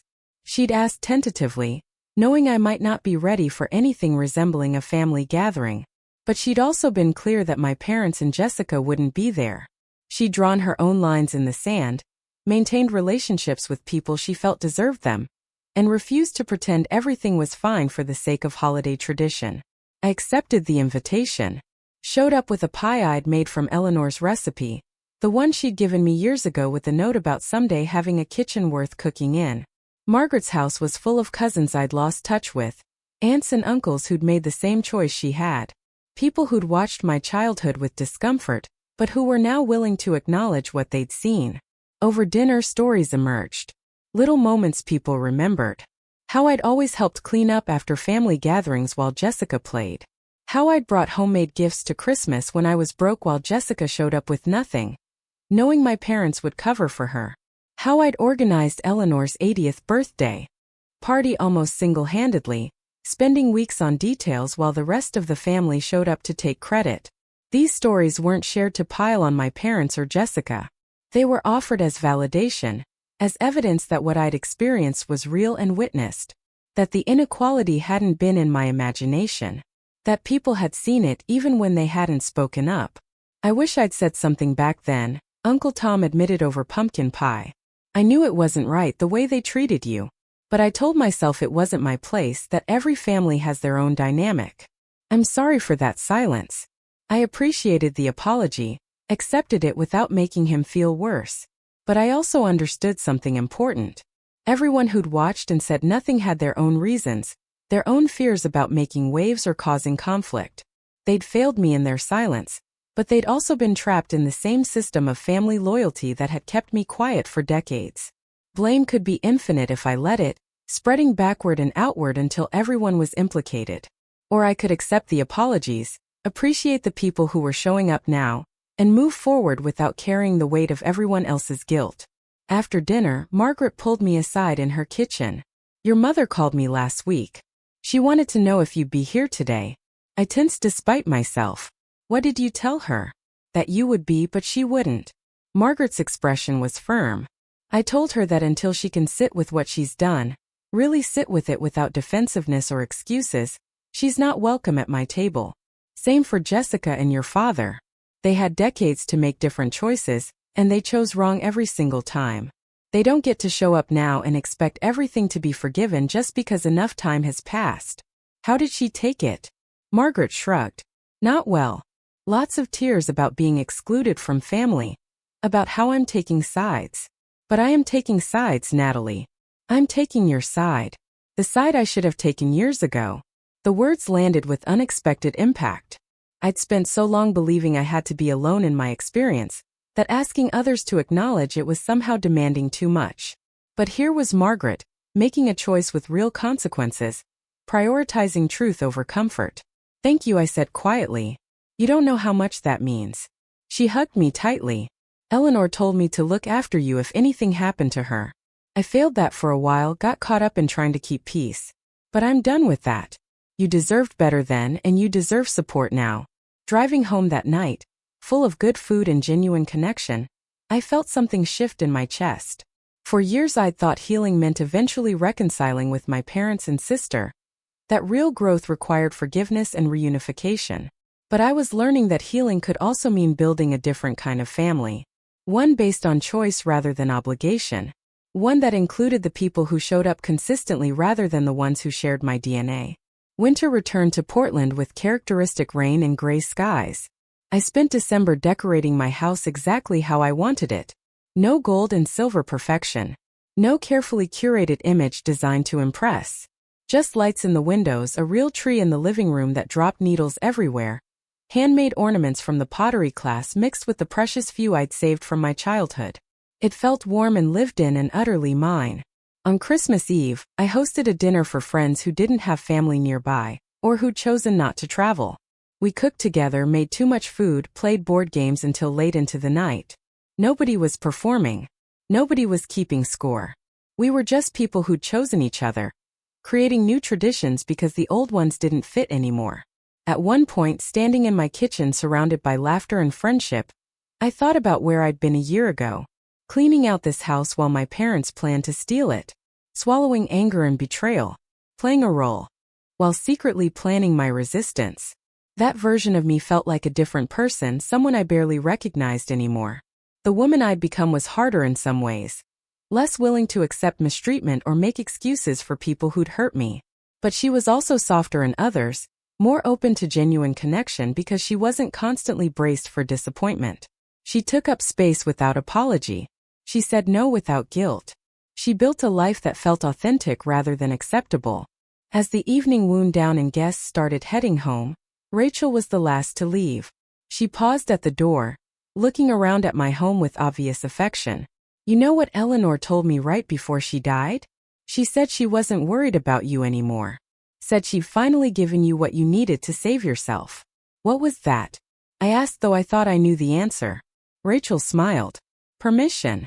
Permission to matter. Permission to want more than scraps.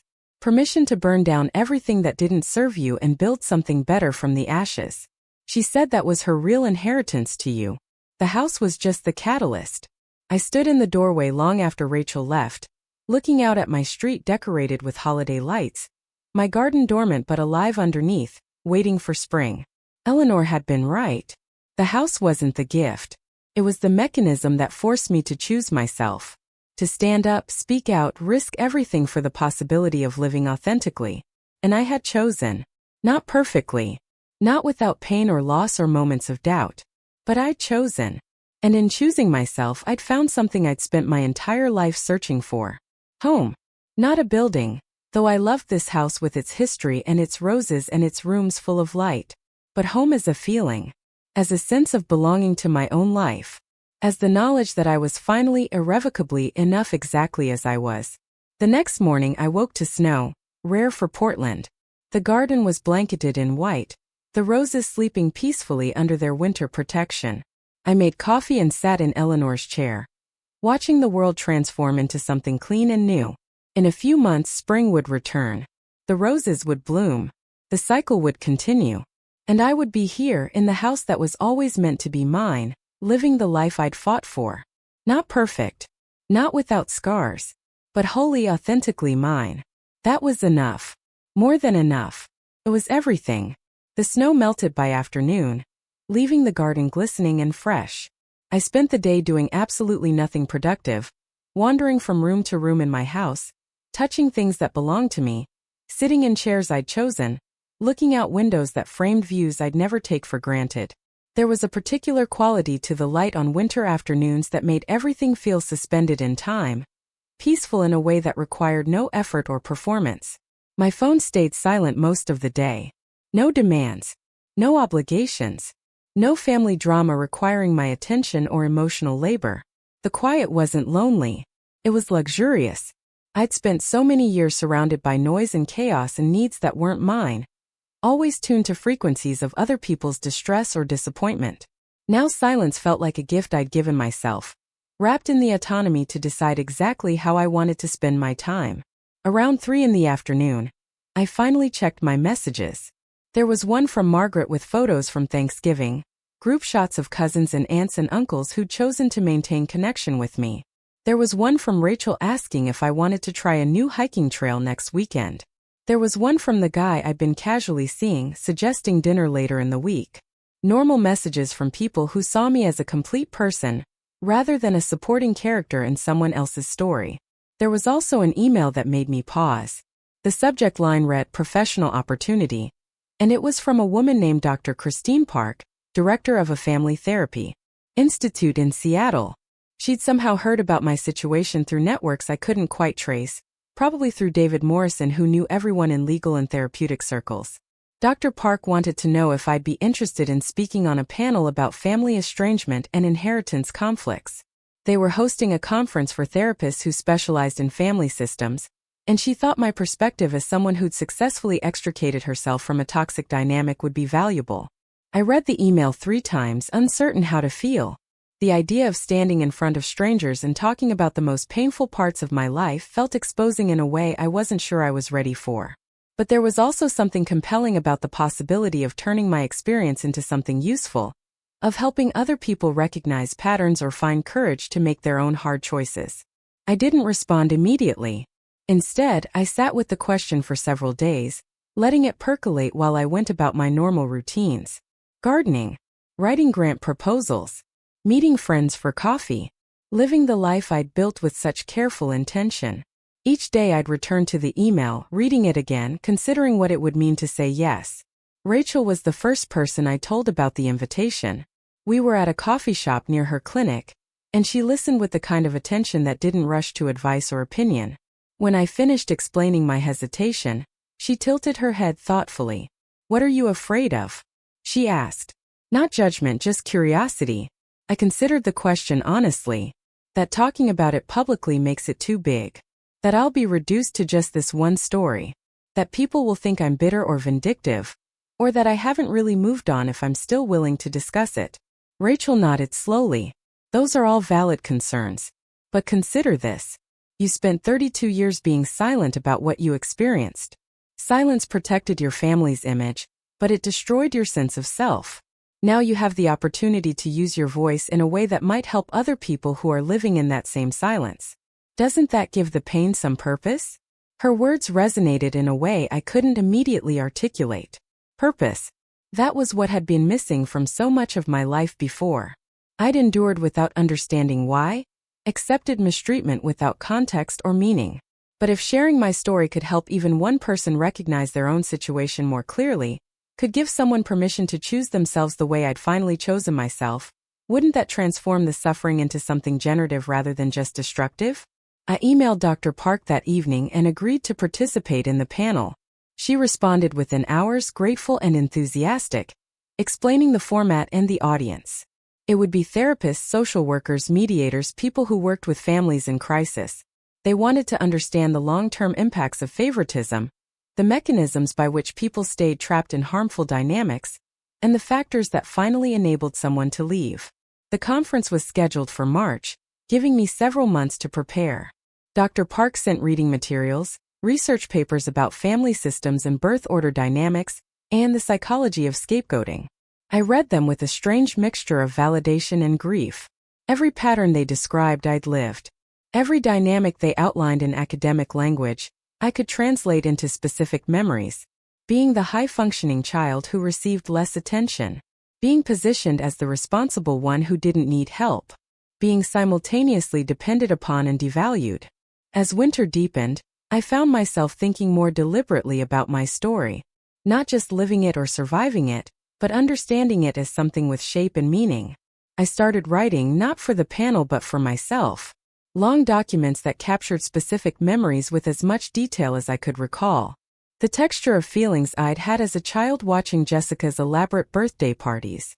The exact words my mother used when explaining why Jessica needed more help. The moment in the garden when I'd overheard their plan to steal the house. Writing it down made it real in a different way. These weren't just emotions I'd carried privately. They were events that had happened, patterns that had existed, harm that had been inflicted whether intentionally or not. Seeing it laid out in black and white, I understood why I'd needed to leave. Not because I was weak or intolerant or unable to forgive, but because staying would have required me to continue accepting an identity that diminished me. And I'd finally valued myself enough to refuse. February brought rain that turned the garden into a study of grays and greens, everything dormant but preparing. I spent a lot of time in Eleanor's chair by the window, watching weather move across the sky, feeling grateful for the shelter of walls I owned and the life I'd designed. The guy I'd been casually seeing had become less casual.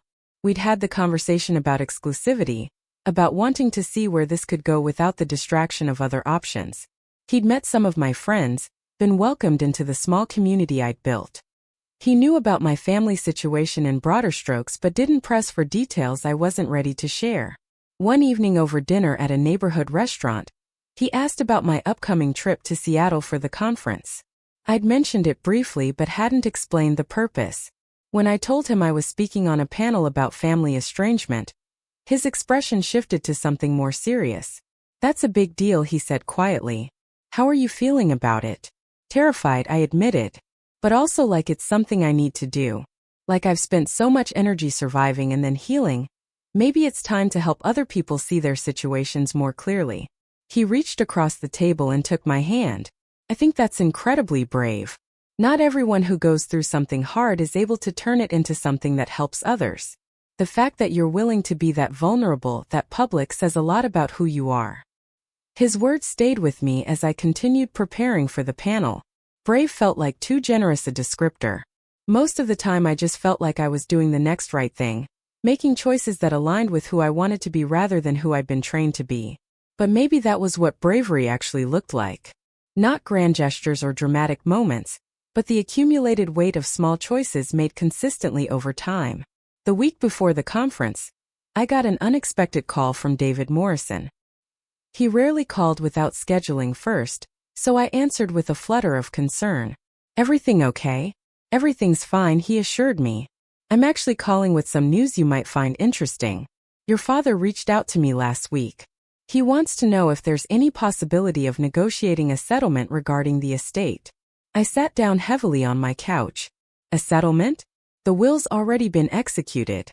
The house is mine. What is there to negotiate?" David's voice was carefully neutral. "He's proposing that you sell the house and split the proceeds with Jessica. He's framing it as a fair resolution that would give both daughters equal inheritances. He's offering to drop any future legal challenges and to publicly acknowledge Eleanor's right to distribute her estate as she saw fit, in exchange for you agreeing to this voluntary redistribution." The audacity of it stole my breath. Even now, after everything, they were still trying to take what wasn't theirs. Still operating from the assumption that I could be convinced to sacrifice myself for the appearance of family harmony. Still believing that Jessica's needs outweighed mine so fundamentally that I should just accept less and be grateful for the opportunity to make my sister's life easier. "What did you tell him?" I asked, my voice tight. "I told him I'd relay the message to you and that any response would come from you directly. But Natalie, I want to be clear. You're under no legal obligation to consider this. The house is yours. Eleanor wanted you to have it. Nothing your father says or offers changes that fundamental fact." I know, I said quietly. "And I'm not interested in his proposal. Not for a second. But I appreciate you telling me rather than just dismissing it yourself." After we hung up, I sat with the anger that rose like a tide. They'd learned nothing. Experienced no genuine transformation despite the public humiliation and social exile. They were still operating from the same playbook that had governed my entire childhood. Jessica needs more. Natalie should understand. Family means sacrifice, but only from one direction. I drafted an email to my father. Kept it short, clear, devoid of emotion that he could twist or weaponize. "I received your proposal through David Morrison. The answer is no. The house stays with me as Eleanor intended. This is not negotiable now or ever. Any future contact should go through my attorney. Do not reach out to me directly again." I hit send before I could second-guess the finality of it. There was no door left open for reconciliation. No softness in the language that might be interpreted as willingness to compromise. Just a boundary drawn in permanent ink. The response came within an hour. A long message from my father that started with disappointment and escalated through anger to threats. He questioned my character. Suggested I'd manipulated Eleanor. Implied I'd stolen what rightfully belonged to the entire family. Accused me of destroying our relationships over greed. The message was everything I'd expected and nothing I hadn't heard before in various forms. The same accusations. The same refusal to acknowledge their own culpability. The same fundamental belief that I was the problem rather than their decades of favoritism and neglect. I forwarded the email to David Morrison with a brief note. Please add this to the file in case we need documentation of harassment. Then I blocked my father's email address, his phone number, and any other avenue of direct contact I could think of. The door wasn't just closed. It was sealed, locked, barred from the inside. Rachel came over that evening after I texted her about what had happened. She brought wine and sat with me while I processed the complicated swirl of feelings. Relief that I'd held the boundary. Sadness that it had come to this. Anger that they still, after everything, couldn't see me as a full person deserving of equal treatment. And underneath it all, a bedrock certainty that I'd made the right choice. They're never going to change, Rachel said gently. You know that, right? People like your parents, they've built their entire identity on a particular narrative. Acknowledging what they did to you would require dismantling that narrative completely. Most people aren't capable of that level of honesty, especially when the truth makes them look monstrous. I nodded, taking a long sip of wine. I think I kept hoping that eventually they'd wake up. That the consequences would be severe enough that they'd finally see what they'd done and feel genuine remorse. But that was naive. They're not going to have a movie moment where everything becomes clear and they beg for forgiveness. They're just going to keep rewriting history until they're the victims and I'm the villain. Exactly. And you have to make peace with that. They get to believe whatever story they need to believe. But you don't have to participate in it. You don't have to defend yourself or prove your worth or convince anyone of the truth. You just have to keep living authentically, and let their version of events exist separately from your reality. Her words settled something in me that had been restless since receiving my father's proposal. I'd been unconsciously waiting for some form of acknowledgement, some validation from them that what I'd experienced was real and wrong. But I didn't need that anymore. I had validation from Eleanor through her will and letter. I had validation from extended family members who'd witnessed the favoritism. I had validation from the therapists whose research papers described exactly the dynamics I'd lived through. And most importantly, I had validation from my own lived experience, from the 32 years of evidence that I'd carried and could now name clearly. The Seattle conference arrived with typical Pacific Northwest weather. Gray skies threatening rain but never quite delivering. I took the train up from Portland, watching the landscape shift from urban to rural and back again, using the travel time to review my notes and steady my nerves. Dr. Park had sent the other panelists bios. A therapist who specialized in family estrangement. An estate attorney who'd handled hundreds of contested wills. A researcher who studied sibling dynamics and birth order effects. And me, the only one speaking from lived experience rather than professional expertise. We met for dinner the night before the panel, and I liked them immediately. They were warm, curious, respectful of boundaries while genuinely interested in understanding my perspective. The therapist, Dr. Rodriguez, explained that they saw people like me in their practice all the time. Adult children trying to navigate relationships with parents who'd favored siblings, who were just beginning to name the harm, who felt guilty for wanting distance from family. The hardest part, Dr. Rodriguez said, is helping them see that wanting equity isn't selfish. That boundaries aren't punishment. That leaving can be an act of self-preservation rather than betrayal. So many people stay in harmful dynamics because they've been taught that family is everything. That blood bonds trump all other considerations. Your story, Natalie, demonstrates that sometimes the most loving thing you can do for yourself is walk away. The next morning, we assembled in a conference room filled with about 200 mental health professionals. The audience was attentive, notebooks open, clearly there to learn rather than judge. The moderator introduced us, summarized the topic, and opened with a question about the long-term psychological impacts of parental favoritism. Dr. Rodriguez went first, outlining the research in clinical terms: depression, anxiety, difficulty with self-worth, complicated relationships with siblings, tendency to accept less in other relationships because it feels normal.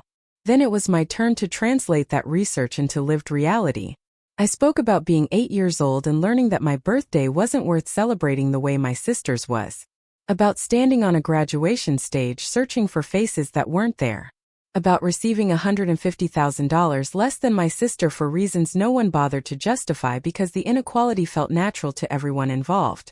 The room was absolutely silent as I talked, and I could see people taking notes, nodding in recognition, seeing their clients' stories reflected in mine. The estate attorney talked about the legal complexities of inheritance disputes, how common it was for parents to assume children would split assets fairly even when they hadn't modeled fairness during life.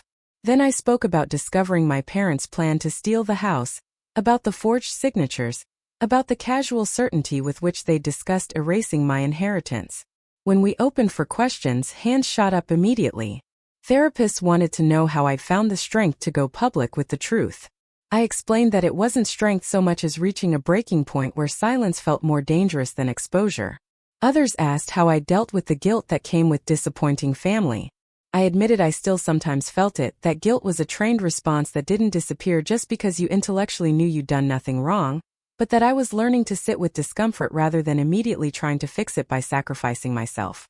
One question came from a younger therapist near the back. How do you know when to keep trying to repair the relationship versus when to walk away permanently? I took a breath, thinking about all the years I'd kept trying, kept hoping, kept believing that if I just explained myself clearly enough or proved my worth sufficiently, my family would finally see me. The answer is different. For everyone, I said slowly. But for me, it came down to this question: is the relationship actively making my life worse? Not just difficult or complicated, but genuinely harmful to my well-being?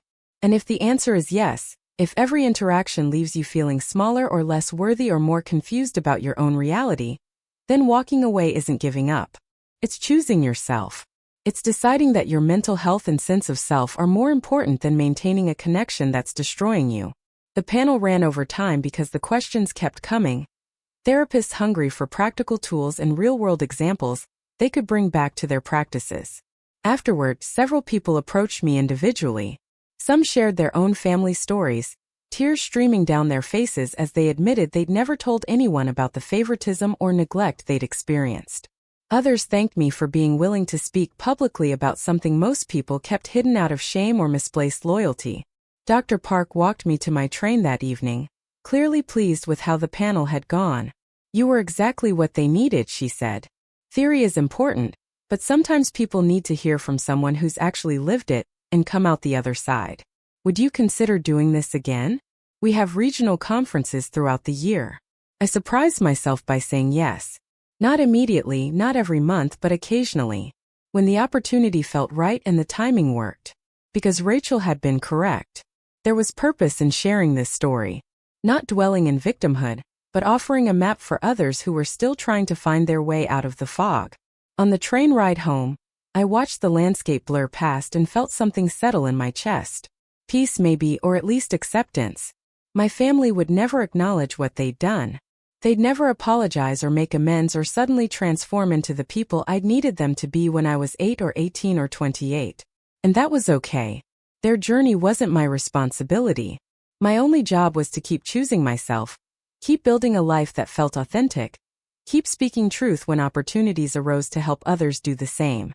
The house welcomed me back with the particular comfort of a space that's truly yours. I dropped my bag in the entryway, made tea, and went to sit in Eleanor's chair. Through the window, I could see the first hints of spring beginning to show in the garden. Tiny green shoots pushing up through the soil, buds forming on the rose canes. The eternal cycle of death and rebirth, dormancy and bloom. Nothing stayed frozen forever. Even in the depths of winter, life was preparing its return. I thought about Eleanor, about how she'd spent her final months crafting a plan that would force me to fight for myself. How she'd understood that I needed more than inheritance. I needed a catalyst. A moment of such undeniable clarity that staying small would be impossible. She'd given me that gift wrapped in real estate and legal documents. knowing I'd unwrap it in my own time and find the truth inside. You are enough. You always were. Now stop accepting less than you deserve and claim your full life. I was claiming it. Day by day. Choice by choice. Boundary by boundary. Building something that looked nothing like the life I'd been taught to want, but everything like the life I actually needed. And Eleanor, wherever she was, I hope she knew. Her final gift hadn't been wasted. It had been the beginning of everything. Up next, you've got 2 more standout stories right on your screen. If this one hit the mark, you won't want to pass these up. Just click and check them out.